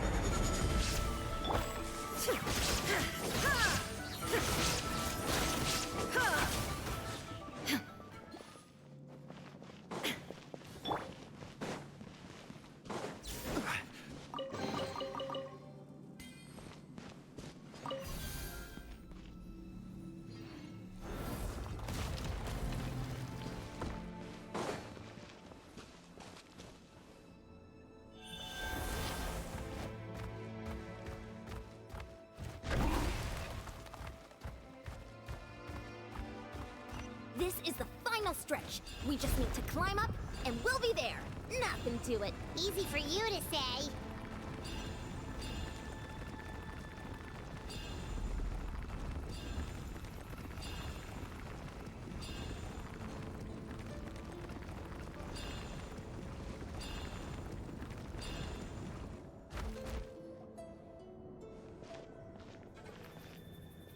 This must be the entrance the Pyro Archon told us about. The one ripped open by the Abyss. Yes. There's something in the depths of this place that feels familiar, yet also foreign. We actually have to go in there? Okay, Paimon just needs to psych herself up. Don't push her through before she's ready.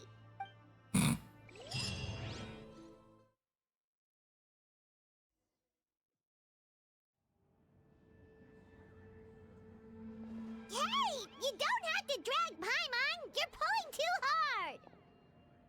Well, you said not to push. Pulling works, though. Looks like we made it. This is the Night Kingdom.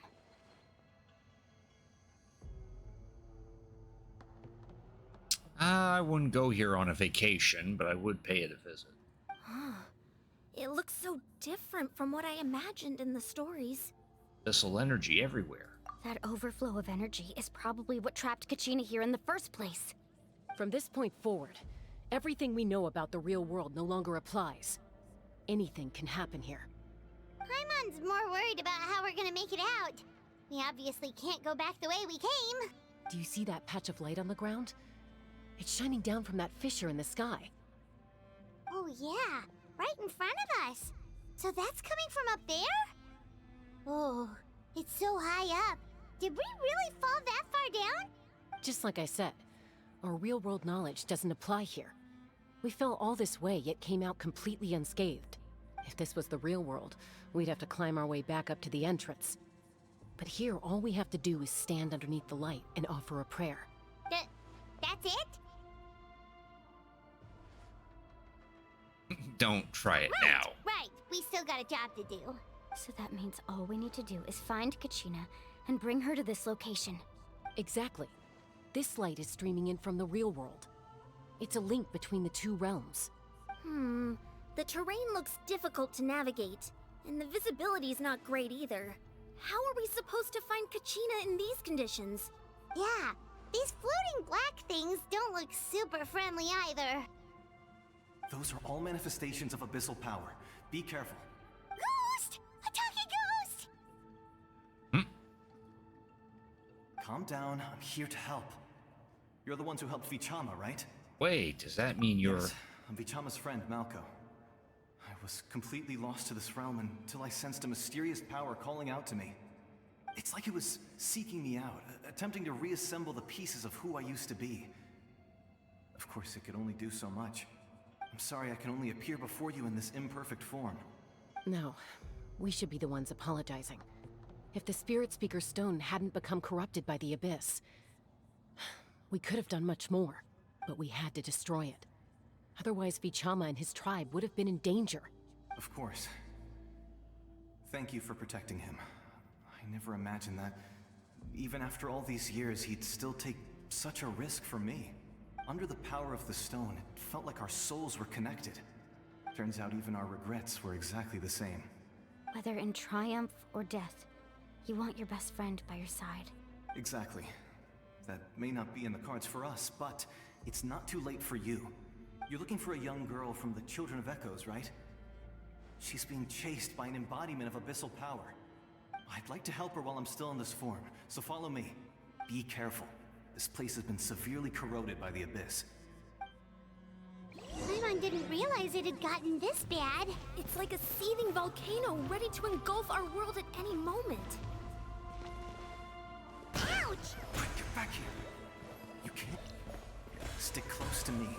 My power will be able to ward off attacks for the time being. Ghosts are angry at us.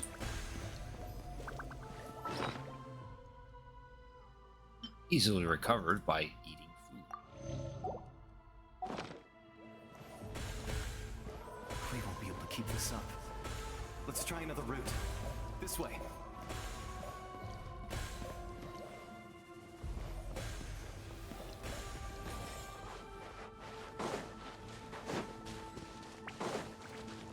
Like how there's still one chasing me. Oh, there we go. More monsters. We shouldn't waste our time on them. Don't worry, I can kill them pretty quickly.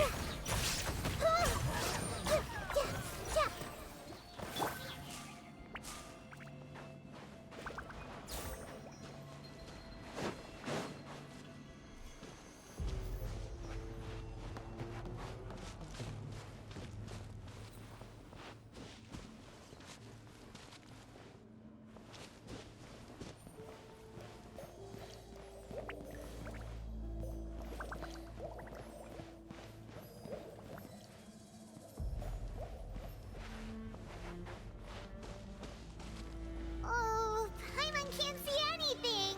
It's easy to get lost here. Just stick close.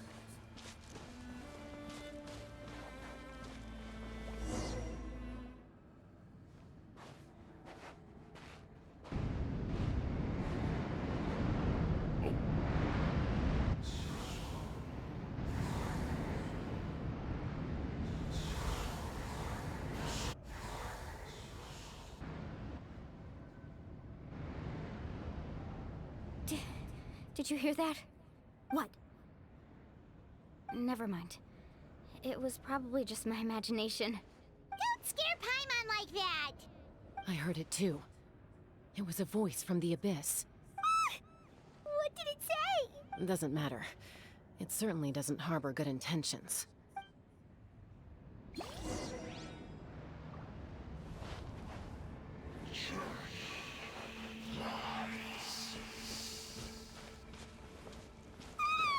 Paimon just heard it too! Let's keep going. Paimon wants to get out of this place! Ah, there's Kachina.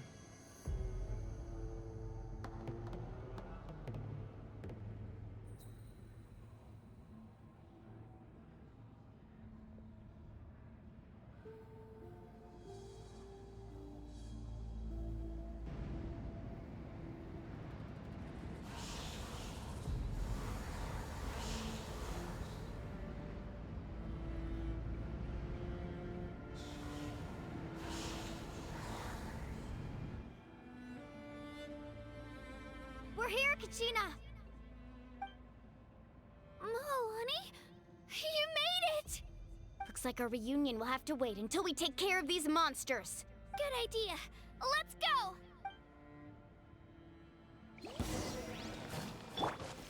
Stabilize! Quietly now. Busted.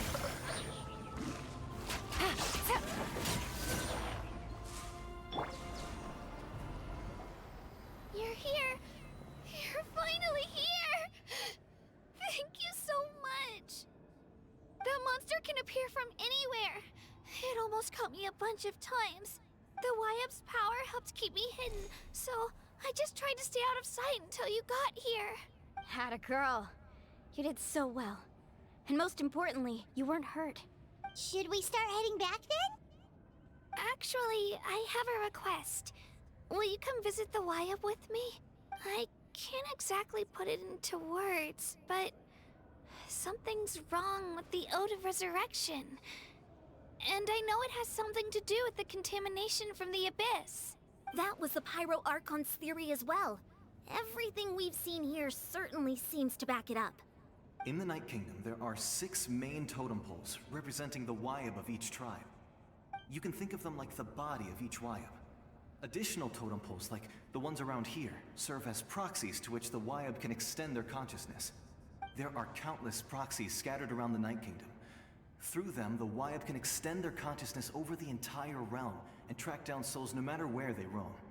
But if a proxy were to become severely contaminated, then a soul could become lost within the Night Kingdom. Judging by the current situation, I don't think we're dealing with just one contaminated proxy. Even if we could drive back the abyssal power from one of them, that probably wouldn't even put a dent in the problem. Still, we can't just leave the Wyap to suffer. It's protected me this whole time. Saving one is better than saving none at all. I agree. We might even manage to draw out the monster that's been hunting Kachina. Getting rid of the monster might slow down the deterioration of the Night Kingdom. Kachina? What's wrong? Nothing. Just a headache. And that voice again, telling me to abandon the Wyap and leave this place. Maybe we really should leave. Kachina's already been here for too long. No, I'm fine. I don't plan on listening to that nonsense. I can hold on. Where's the totem pole? Just up ahead. I'll lead the way. Besides, I can still fight, so please, help me out a little longer. Leave now or Listen stay to me, forever. Kachina. We'll come with you, but that's because we want to help the Wyap, not because we have something to prove. You don't have anything to prove either. It's okay if you reach your limit. We'll be there for you. All right, the sooner we get this done, the better. We've already come all this way, so we might as well try to get to the bottom of this. Let's go. I'll stay here and try to stall the Abyss monster. All by yourself? That's too dangerous. It's all right. I may not be as strong as that monster, but I'm definitely more familiar with the area. Besides, I don't have much time left. If you're anything like my friend, I'm sure you're not particularly fond of goodbyes. So go. Achieve your goal. and return to the world where you belong. Thank you for everything. You're a true hero. Thank you. No one fights alone.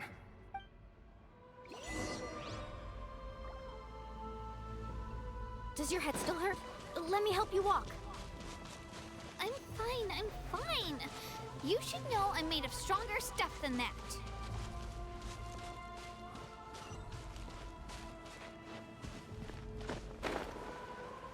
That must be it right up ahead.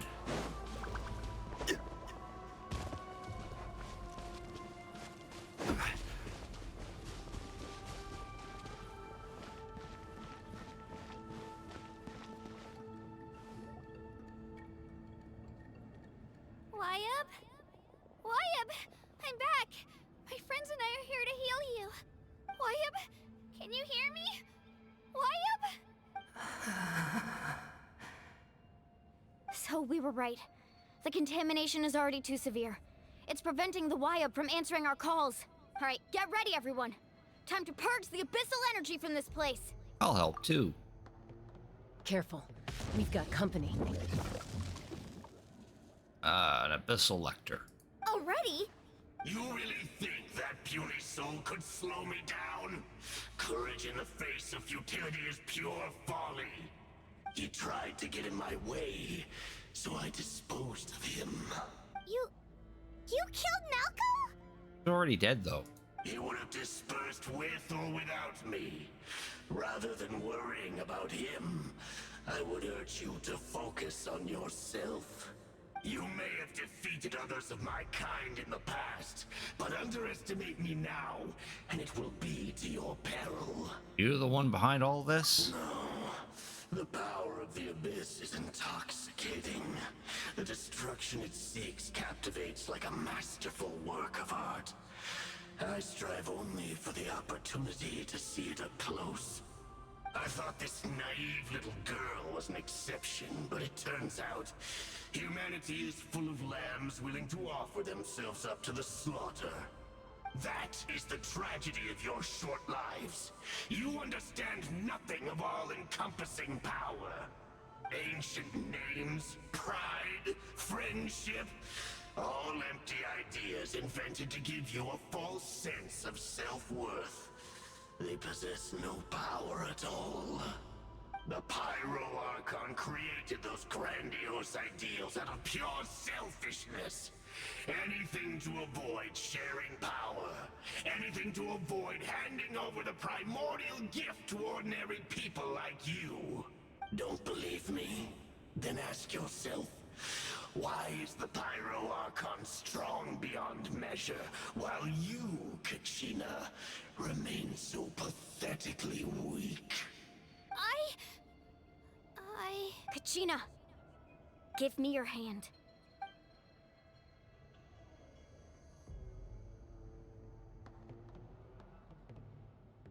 Feel that? I'm right here next to you. Thanks, Moalani. You're right. I have nothing to fear, because I'm not alone anymore. You're right. Maybe comforting ideals don't have any power, but you also couldn't be more wrong. You've never had to work for your own strength, so you will never understand the true source of our power. What? The courage we have to stand before you and not back down? It comes from our friendship. Power of friendship. The power lies not in the ideal itself, but in our commitment to upholding that ideal, and in our decision to stand together and fight! Well said! That thumbs up. Let's go, Kachina. It shouldn't take more than two of us to handle an enemy like this. Sorry in advance, but you deserve what's coming to you! Wow, what a threat. There aren't many in Natlan who can beat us when we're together. It's time he got a taste of that kind of power. I guess I have to fight him with... Yeah, I have to fight him with the two of them. That's bloody great.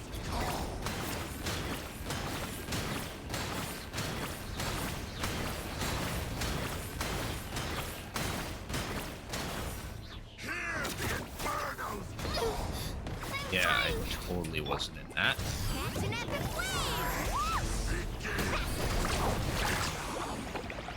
Oh, wow. Yeah, that took a good hit on him.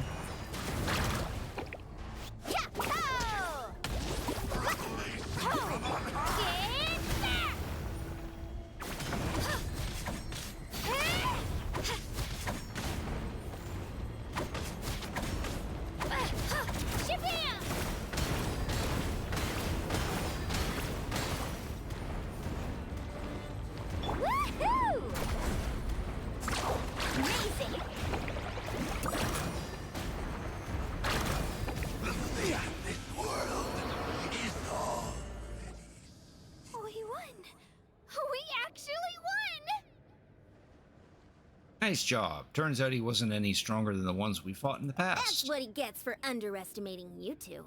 Fantastic work, Kachina.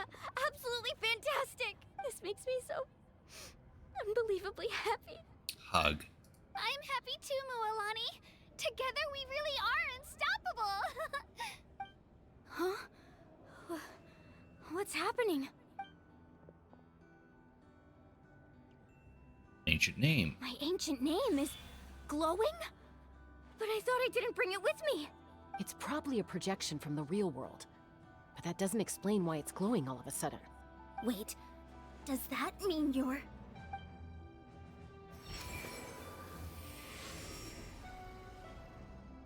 That was a bold move, diving headfirst into the fire to save your friend, especially in a place so overrun with abyssal corruption.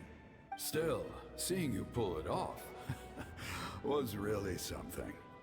Everything you said was exactly right. As isolated individuals, we stand no chance against the power of the Abyss. It took years' worth of scars and lots of unnecessary suffering for me to understand that for myself. The Pyro Archon's plan will unite us as one. Everyone has a part to play. Only then will we have the power to defeat the strongest of foes. Who are you? Tupac, a warrior from the people of the Springs. I fought against the Abyss during the invasion 500 years ago. Yeah, a warrior from the people of the Springs, not the notorious rapper. I've heard that name before. You were the giant who saved all of Natlan.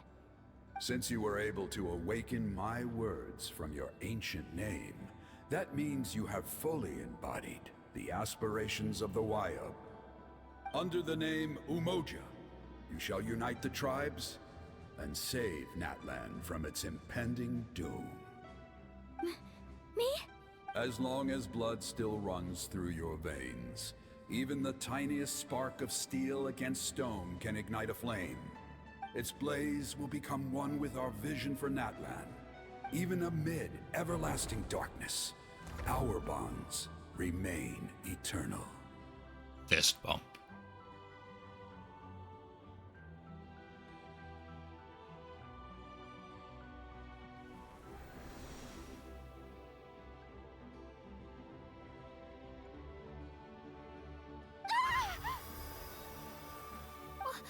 What's wrong, Mualani? So many memories. My brain was just flooded with everything he once knew.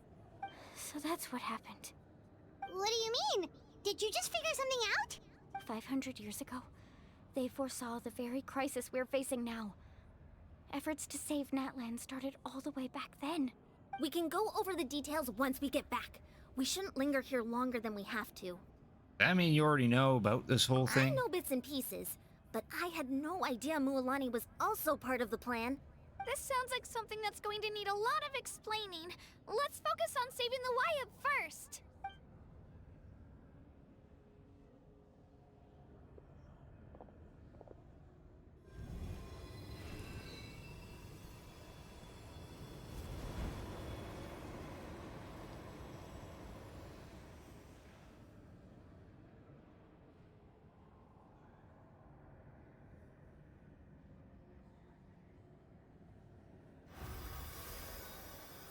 Okay, that should be enough.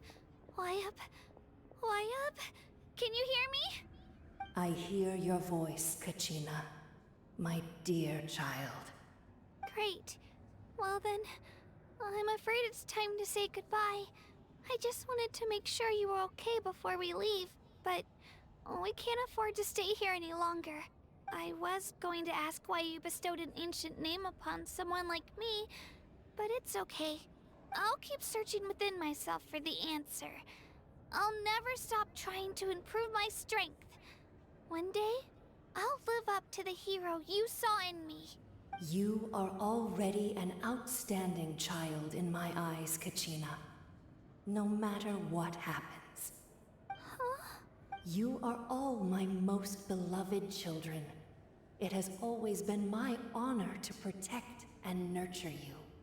Your ancient name is just that. A name. Much like your parents chose to name you Kachina, I also gave you a name, but it need not define you. Focus on who you want to be. You are already worthy of your name. Now, you need only devote yourself to becoming a better you. The story of your ancient name is for you to continue. Just like your parents, my love for you will never change. No matter what the future holds. Thank you, Wyatt. It gladdens me to see the Pyro Archon's plan move another step towards completion. But it is time for you to leave this place. The situation here is getting worse.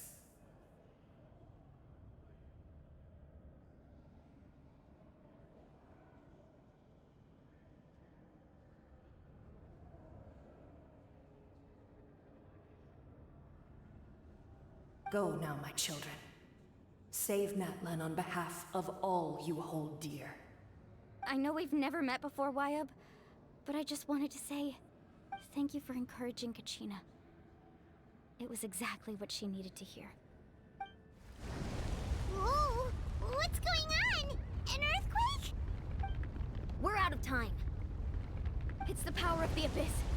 Quick, we need to run! It's a Seelie! The Seelie opened the way for us!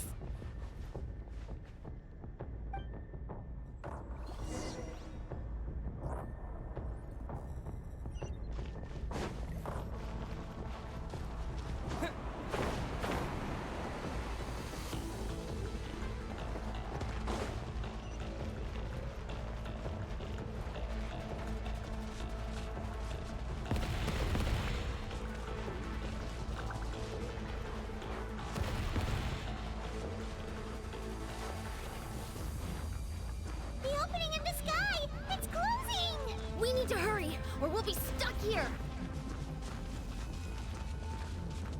I can only run as the traveler. I only have so much stamina. Watch out for the falling rocks! Quick, through the middle!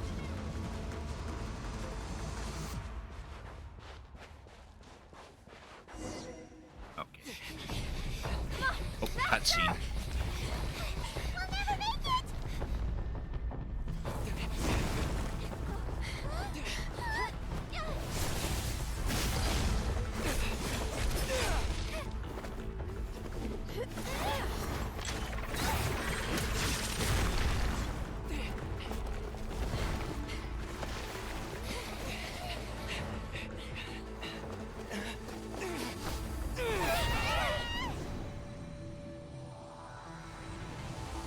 Nope.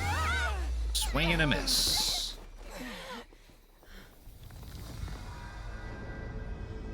And we're stuck in the abyss.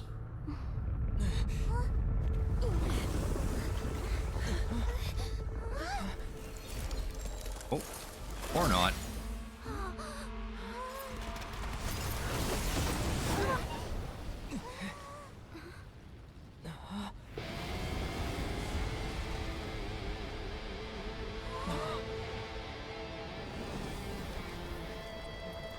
You've done well. Now come home.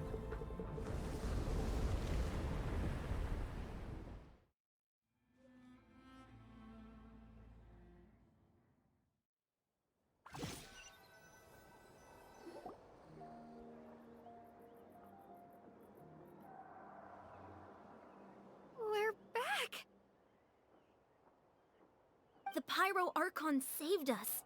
That she did. But she's not here. How did she regain her strength? Yeah, didn't she say she used it all up? She's still in the speaker's chamber. What we saw in the Night Kingdom was just her consciousness. So you're saying her consciousness did all that? Every great display of power comes at a price. Why didn't she do that to begin with? We don't know. It's the narrative, I guess. You must feel terrible, Kachina. Just hold on. We'll get you to a doctor soon. Let's get back to the stadium. The Pyro Archon said she'd have a doctor waiting for us. I recommend getting a full checkup, just to make sure no damage gets left behind. Paimon feels okay. What about you, Traveler? I'm completely fine. Right. You always seem to do pretty well against the Abyss. Let's get going. We need to share what we learned in the Night Kingdom as well. Right. The Wyatt mentioned something about the Pyro Archon's plan. What is it exactly? I'll let her explain everything. We're all a part of the plan now. Every move we make from here on out will decide Natlan's ultimate fate.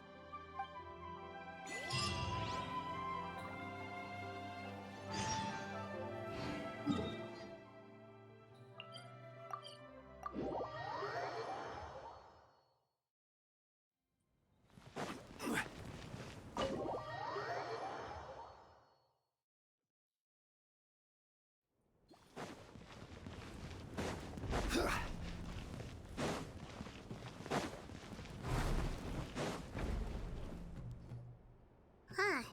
There's a lot less stuff here than before. It's good to see you all here in one piece.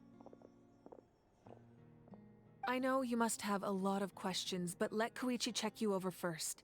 It's best not to let any lingering effects of the Abyss go untreated. Thank goodness you made it back. I came here as soon as the Pyro Archon told me about your plan. Take a seat, everybody. I'll examine you one by one. Like the short stint in the Night Kingdom with Alani and the others, some degree of abyssal contamination. Thanks to Chute, however you pronounce her name, extensive experience treating abyssal contamination, the harmful effects will not be permanent. Treatment also relieves Kachina's symptoms. All right, that should do it for now. But just to be safe, I'll perform another checkup in a couple of days.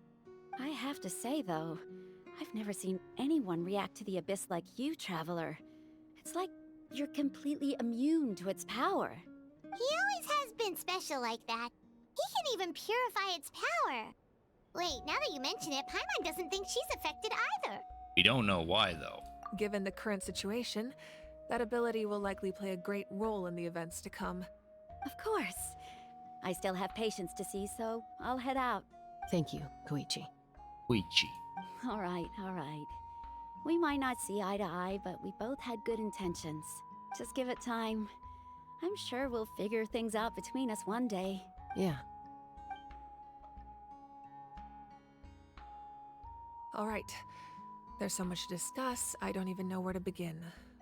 You've seen it for yourselves now. The devastation in the Night Kingdom. I'll get straight to the point.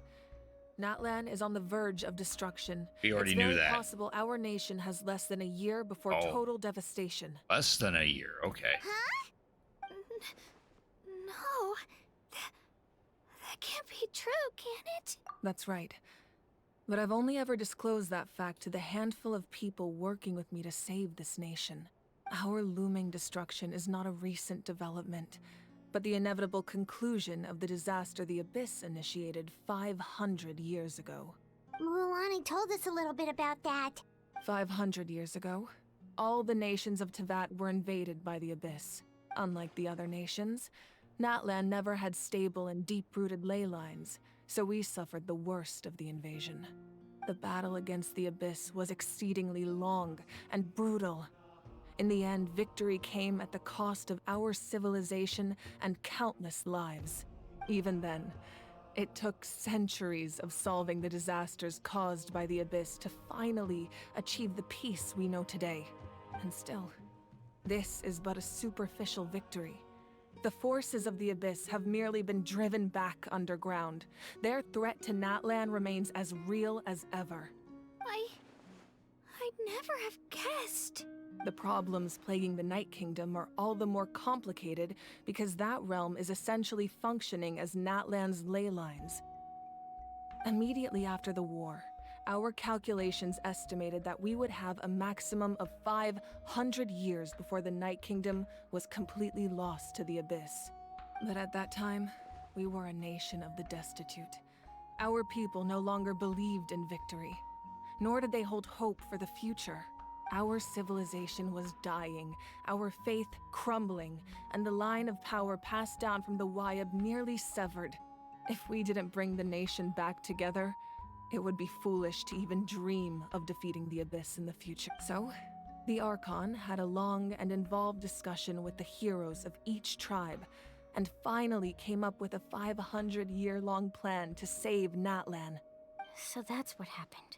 After finding Kachina, I encountered a strange figure who gave me a series of new memories. Since the plan was mentioned in those memories, I guess I've been chosen to play an important role in it. But there's still something I don't understand. Those memories showed me the Pyro Archon from back then. And it was you. Huh? But that doesn't make any sense. The Pyro Archon is supposed to be human. It's impossible for a human to live that long. That's right. The hardest thing for humans to overcome has always been time, or rather, the natural limitations of our lifespan. A god can extend a human's life by using a certain amount of divine power, or subjecting them to a curse. But, as we all know, Natlan doesn't have gods like that. We can only rely on our own methods. A human life is like a flame destined to be extinguished. 500 years ago, I placed my life within the sacred flame. Only by dying before my time could I have the chance to wake up again. So, in other words, this is your second life? All part of the plan? Yes. We only managed to defeat the Abyss all those years ago because the tribes came together as one. If the Natlan of the future was to have a fighting chance, the Pyro Archons that came after the war had to rebuild the decimated tribes. The goal was to reunite the people and restore the strength of each tribe's Wyab.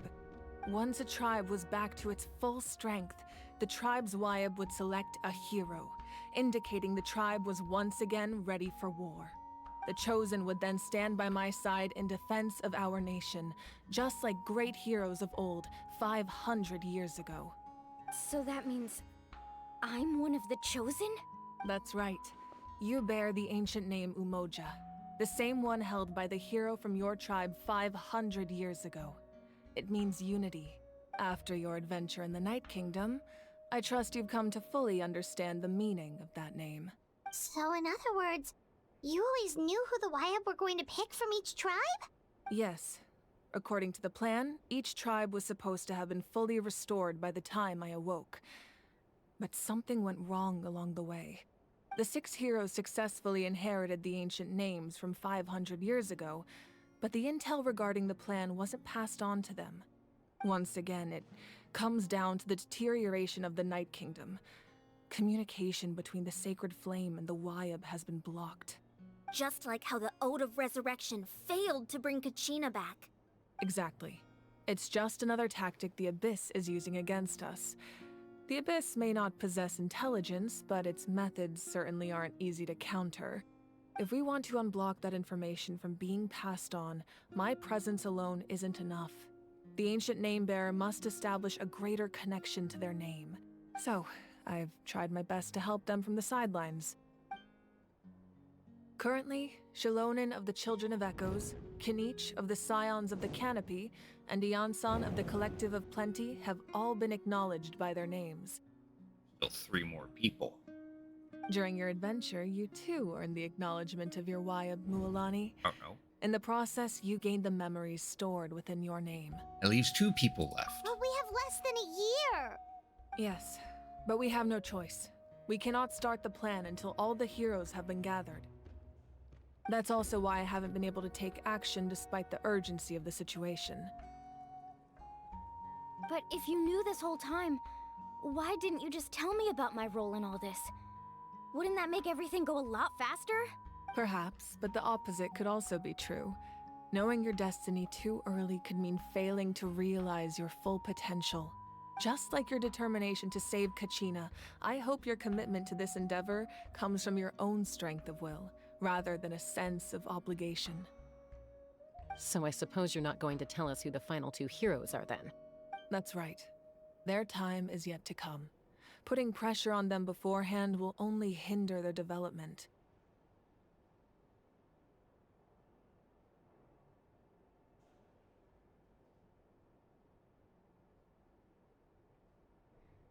They don't make it in I time. can only trust in the judgment of the Wyab. I have never believed I could solve this crisis alone. In fact, it was precisely because I chose to trust and rely on others that we managed to get this far. Natlan's salvation lies not in its Archon or any singular individual, but in us all. That mean you? You're quite perceptive, aren't you? I thought I might get away with avoiding the topic. Huh? Oh, right! All the stuff you stored here before, where did it all go? Even though I sacrificed my power, I still needed a contingency plan to ensure you would make it back from the Night Kingdom. After all, I was the one who allowed you to take that risk, and Mualani has an important role to play in my plan. In addition to their sentimental value, the items I stored here held a much more important purpose: fuel. Fuel? Ah, so back then, that's why you... Yes. The stories embodied by those items are certainly important, but there's an even more significant trait they all share. Every item belonged to a hero of Natlan. Over time, they became imbued with a certain amount of contending fire from being carried in battle. On their own, each item's power is limited, but together, their combined effect can prove quite useful in a dire situation. By burning those items, I was able to activate the contending fire stored within them to open the boundary between the two worlds. It was a rather crude approach, so all their power was depleted in an instant, as you can see. But aren't they all precious treasures? What about their stories? That's exactly why I dragged you all here. No matter what, I never wanted the Pyro Archon to have to use that power. Oh, I'm so sorry. You have nothing to be sorry for. You all deserve my thanks, actually. If you hadn't saved the totem pole, that area of the Night Kingdom would have been forever lost to the Abyss. And then, it would only be a matter of time before the Children of Echoes was met with disaster. Besides, when those heroes entrusted their belongings to me, or the Pyro Archon of their time, it was out of a desire to contribute to Natlan's survival. If they knew those items helped save the present-day heroes of Natlan, they would not mourn their loss. Even when you put it that way, I still feel bad. There's no need. Remember what I told you about time? The people and the events of the past are never truly lost to us. We simply carry them with us in a different form. In that sense, we didn't lose anything at all. If you still have regrets, let them fuel your resolve in the battles to come. Your deeds will become new legends and nurture new forms of power just like the items once stored here. Well, we'd still like to return the favor. Well, if that's the case, just treat me to a drink sometime. Now that Kachina has returned, we can finally hold the victory feast and celebrate your team's triumph in the Night Warden Wars. And we could all use the rest, that's for sure. Plus, you'll be able to silence everyone who doubted you once and for all, Kachina.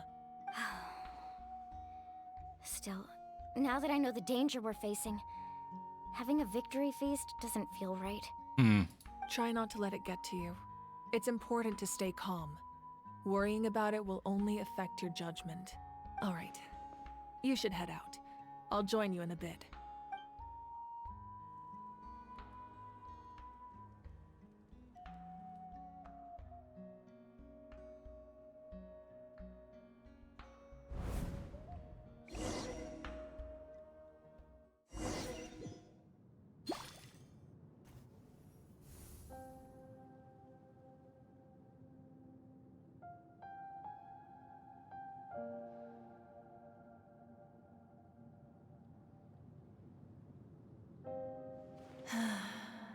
When I was young, I used to sit by the hot springs and listen to the stories of warriors from all over Natlan.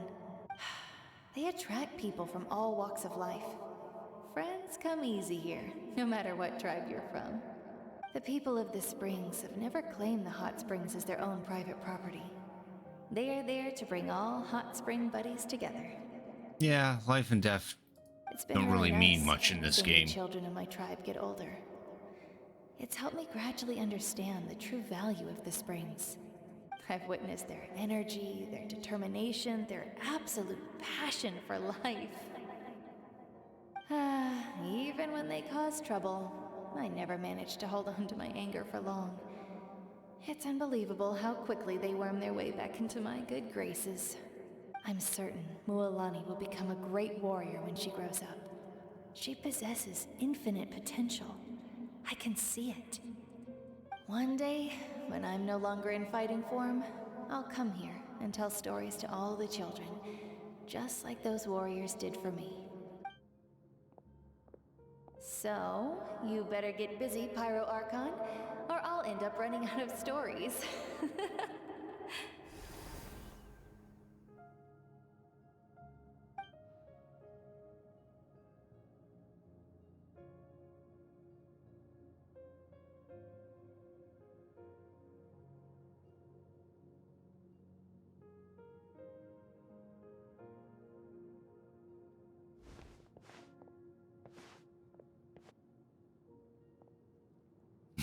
The only one with boobs. Hey, the Electro Archon has boobs too.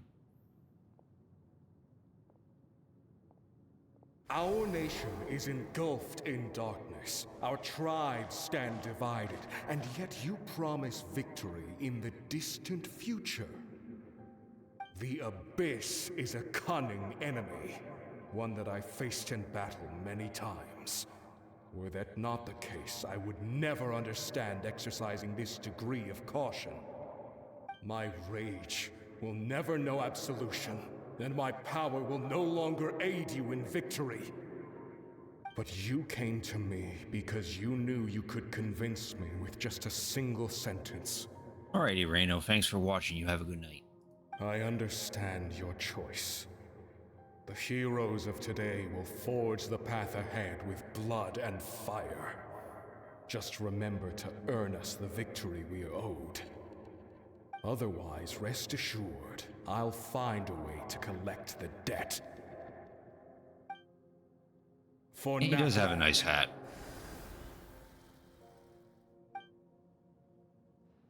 Just going down memory lane, pretty much. Remembering the story is connected to all the shit she just burned.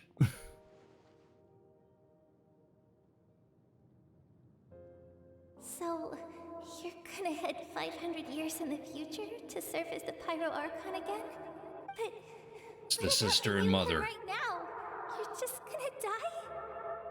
You can't ask her those questions and expect her to answer, my dear.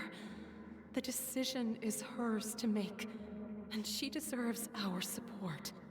We will do everything we can to rebuild the tribes. Don't you worry. Even across time, we will all do our part to fight for Natlan's future. Yeah, Mom's right. We'll always believe in you, sis. Oh, seriously though, Dad should be here. Where is he? I imagine he didn't know what to say, so he chose not to come at all. Don't take it to heart, my dear. That's just who he is. Just remember, no matter what happens in the future, we will always love you.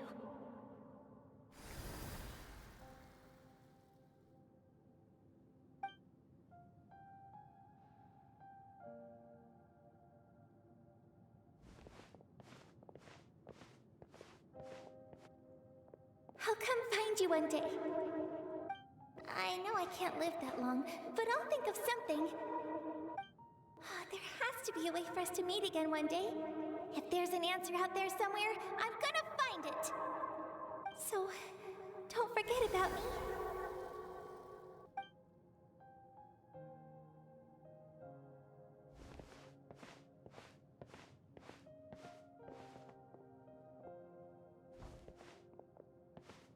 If that's your decision, then you have my full support, Archon. May our children live to see such a lovely son. For Natlan! No one fights alone.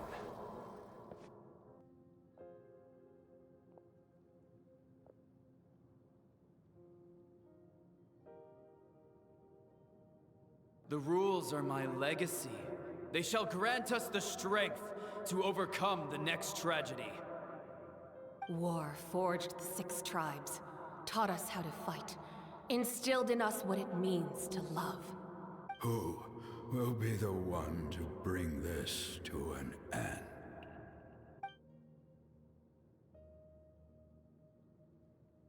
We are the inheritors of memory and legend. Those who grew alongside sun and wind.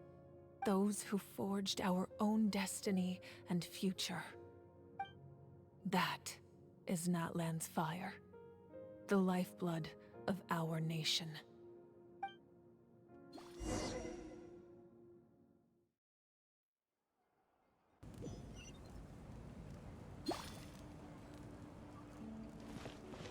Get to attend a banquet.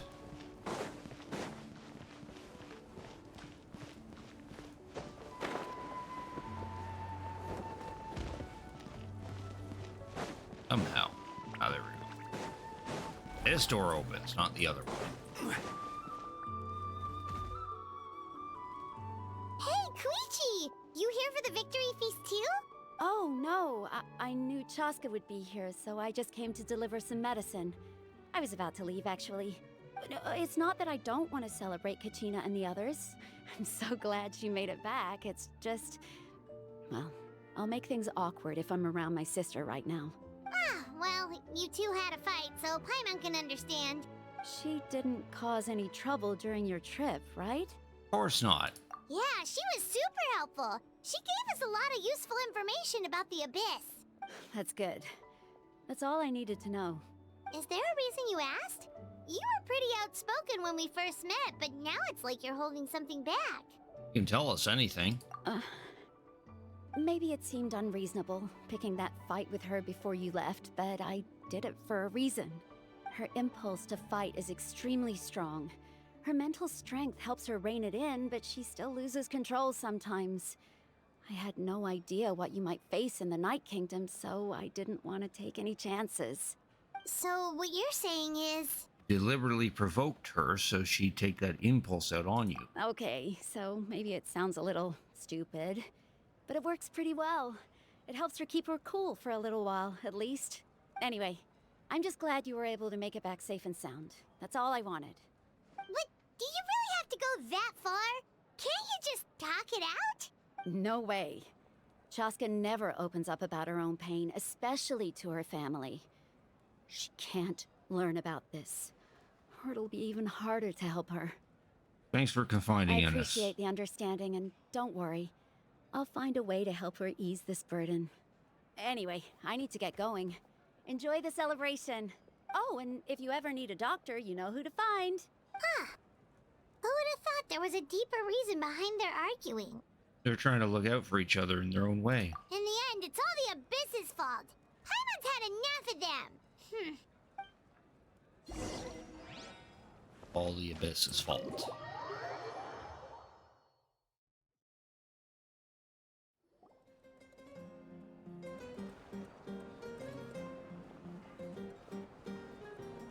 Look at him go.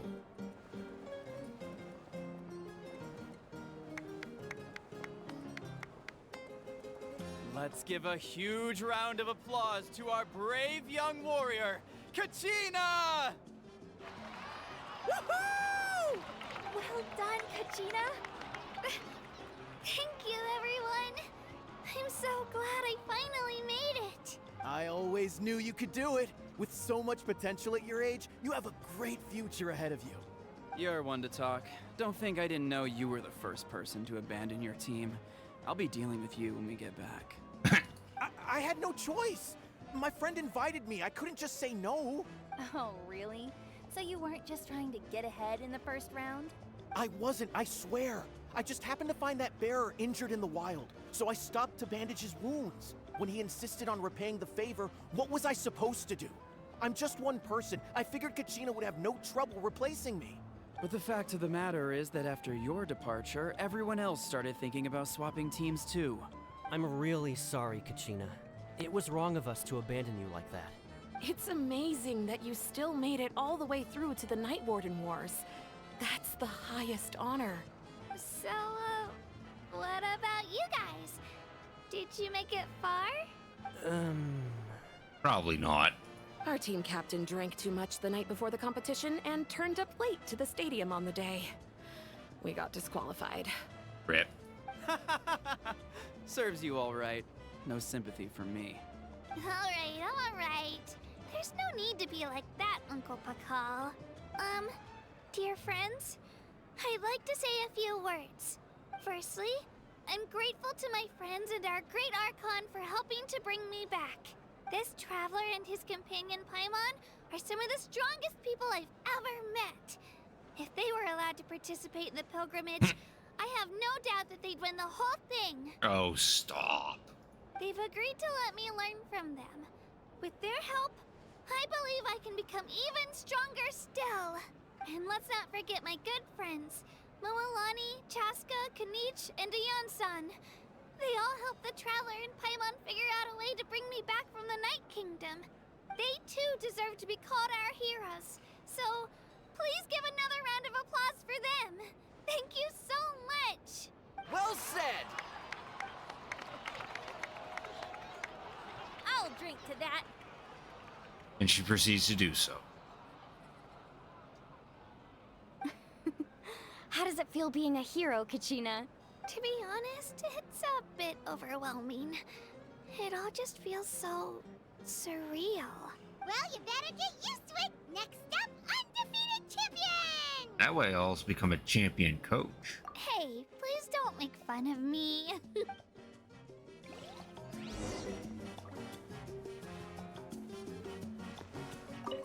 My apologies. I knew more than I let on. Everything comes at a price, and most heroes aren't people who set out to become a hero. If you cling too tightly to your goal, you end up losing things that are far more precious. But in any case, we're now on the same page. I wonder how long before the two final heroes appear. From the Flower Feather Clan and the Masters of the Night Wind.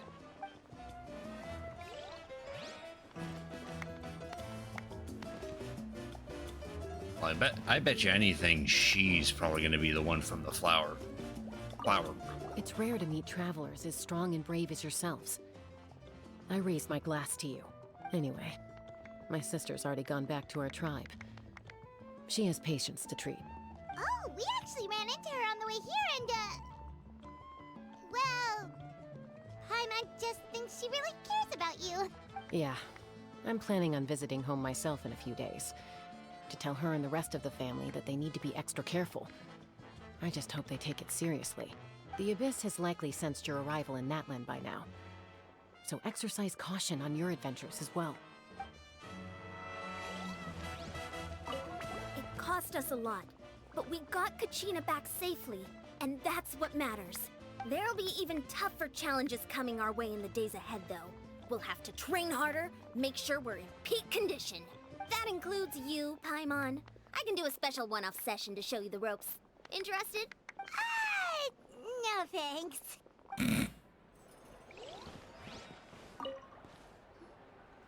At previous victory feasts, you'd always find me in the crowd singing and dancing.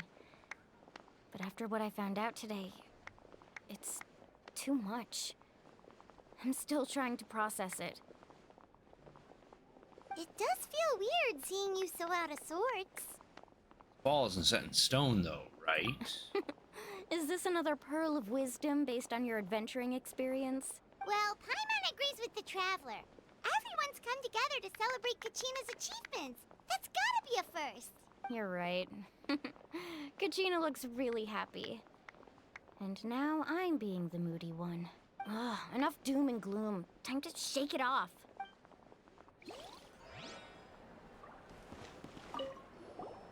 I've been through so much all at once. Everything still kind of feels like a dream. Are you still feeling unwell? Nope, all better now. I told you I bounced back pretty quick, so don't worry about me. I bet you guys must be tired, though. Make sure you get some good rest tonight. You gotta recharge so you'll be in the mood to have fun.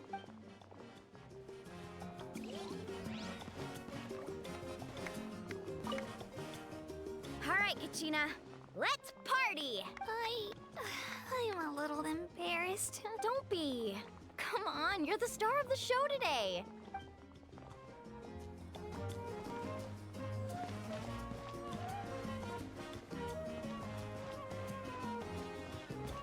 All the people we need to talk to.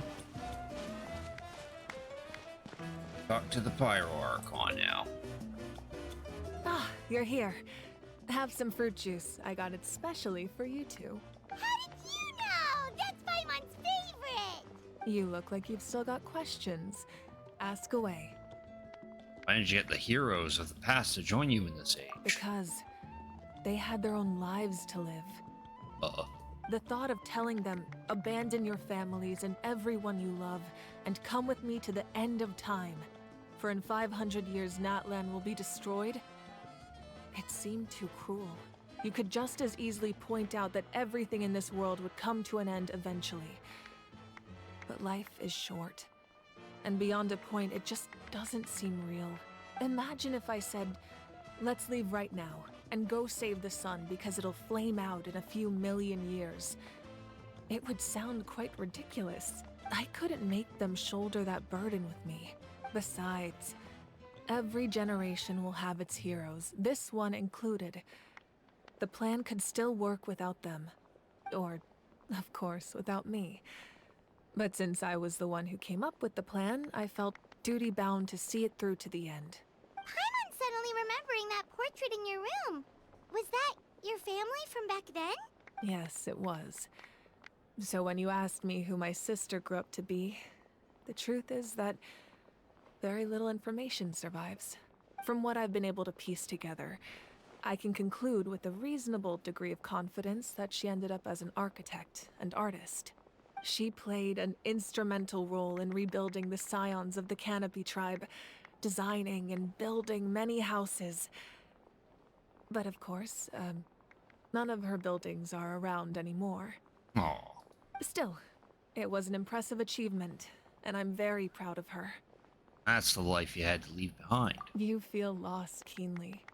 It seems to stir up feelings of regret in you. But this is something I have long since come to terms with. This is a war, and there can be no war without loss.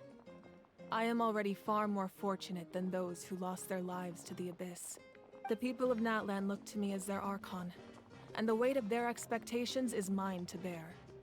I must see our fate through to the very end, no matter what I may find there. Actually, what I wanted to ask, if you're already aware of fate. Yeah, doesn't that mean the way everything ends has already been written, including your plan? I suppose, but so what? Don't forget, time takes many forms. The past, present, and future coexist, and all are equally important.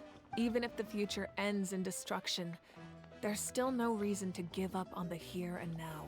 And it's precisely because we humans cannot know our fate that we will never give up on our struggle. This is a pivotal moment. We are still 2 heroes short. Well, 3 to be precise. There's one further hero who I'm hoping to get on my side, whatever it takes. Surely you don't mean me. Your resistance to the corrupting power of the Abyss is truly remarkable. It would easily make you an all-important figure in the upcoming battle. If you agree to join us, you will not only gain my full support in your journey, but I will also forge a brand new ancient name for you. Ancient names can be forged? They can. Several strict conditions must be met, but if they couldn't be forged at all, then the number of them in circulation would have long dwindled to 0. Possessing an ancient name would mean that your adventures in Natlan are recorded in full. Your stories would be remembered by our people for all the years to come. The Ode of Resurrection may have temporarily lost its power, but still, Take this as my personal guarantee that I shall never let you fall. Name, screw that, give me money or a weapon. Just like in the Night Kingdom, I will be there for you. That is a promise I will fulfill at all costs. This nation always honors its heroes. You don't have to promise me anything. I just want to help out the people. Yeah, we can't just ignore the situation here. Wonderful. Then I'll reach out to Shilonen right away. She's the one who will forge the name. We've never forged an ancient name for an Outlander before, but I trust she'll find a way. There. Act 2 of Chapter 5 is done. My lord, we've received word that the Pyro Archon has lost much of her power. Although your injury complicates things, this is most certainly the opportune time to seize the Gnosis. Victory and defeat are rules, not outcomes. I have never taken advantage of an opponent in a time of weakness, and I don't intend to start now. As for you, I must confess, I did not expect that little trick of yours to save the day. No matter how dense the fog, as long as the sun remains, we cannot turn day into night. She could have dispelled it. She simply chose not to. Oh, this guy? Oh yeah, the captain's a pretty cool looking guy. You don't have much time, and you're injured on top of that. What do you plan to do next? I'm beginning to see just how useful you may turn out to be. You heard something from here, didn't you?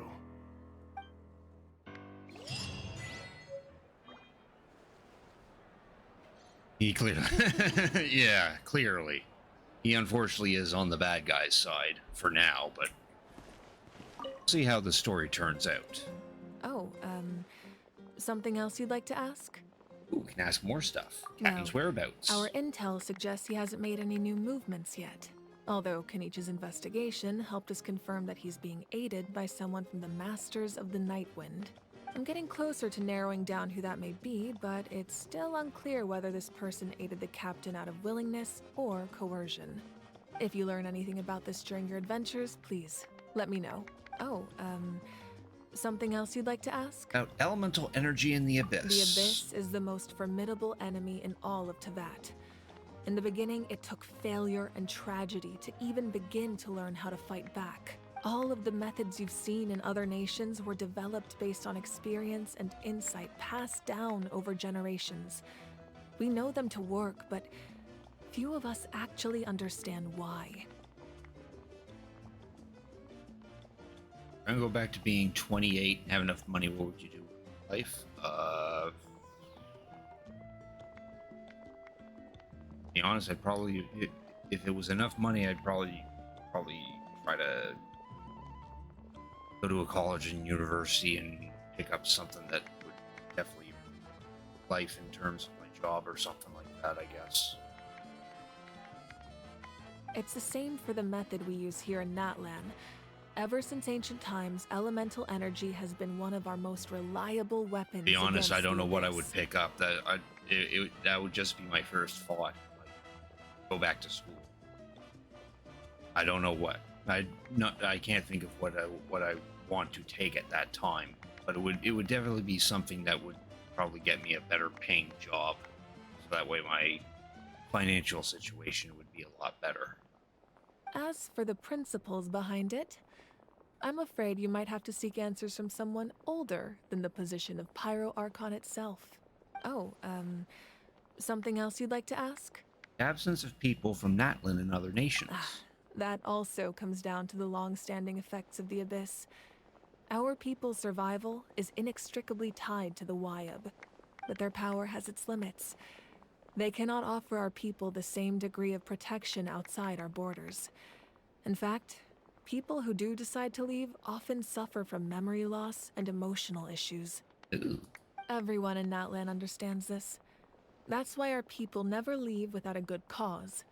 Even if someone is left with no choice, the chief of their tribe must seek approval with the Wyab to grant them leave. And the Wyab have always been very strict about granting that approval, since extending protection beyond our borders means consuming power reserved for our fight against the Abyss. Still, there's no need to worry. The Wyeb extend their protection to all within Natlan, including visitors from afar. Oh, something else you'd like to ask? Could ask about the whereabouts about his sister, but there's no option.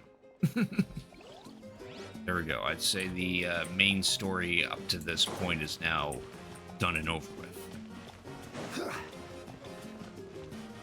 Now, all left to do is events, world quests, other story quests. That's about it. I could just do all that on my own time, or maybe stream it in the future. I don't know. We'll see. And good. I was hoping to get that all done before 4.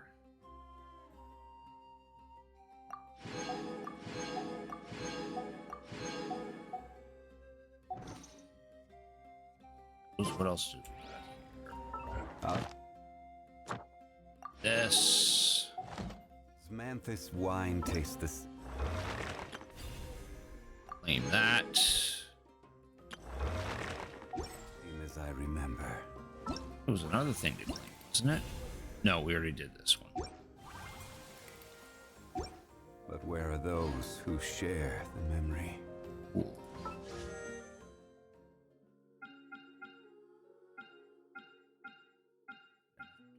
Pull. Do a 10 pull for shits and giggles. Ah, no, no 5-star. I already got her maxed out. Lame. 1 now. Cool, just a weapon. I know I got the Primo Gems to do more, but I'm not 100% sure if I want to roll for that Knish guy yet. I'll have to play his trial. Alright, so we're at 4 hours. Well, technically close to 4 hours. So I'm going to end the stream at this point because it is getting a teensy bit late for me. It right there. There will be a stream tomorrow, though, where I believe the plan is to play some No Man's Sky. Yeah, that's what I have written down. We'll hop on No Man's Sky and continue on with the Aquarius expedition. Maybe sneak another game in there, too. I don't know. Maybe play a little bit of Final Fantasy 14, or we can continue on Visions of Mana, one of those two. Do stick around though, because I would like to send you out on a raid, which I am going to raid Rare Gangster. Depends. Let's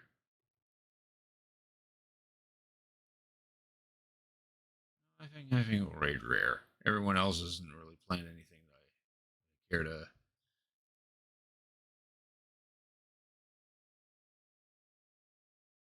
Yeah, no, I feel comfortable raiding Rare. We'll go ahead and raid Rare. I'm not sure what she's doing. It looks like she's just hanging out, and she's wearing a mustache for some reason. So that's great.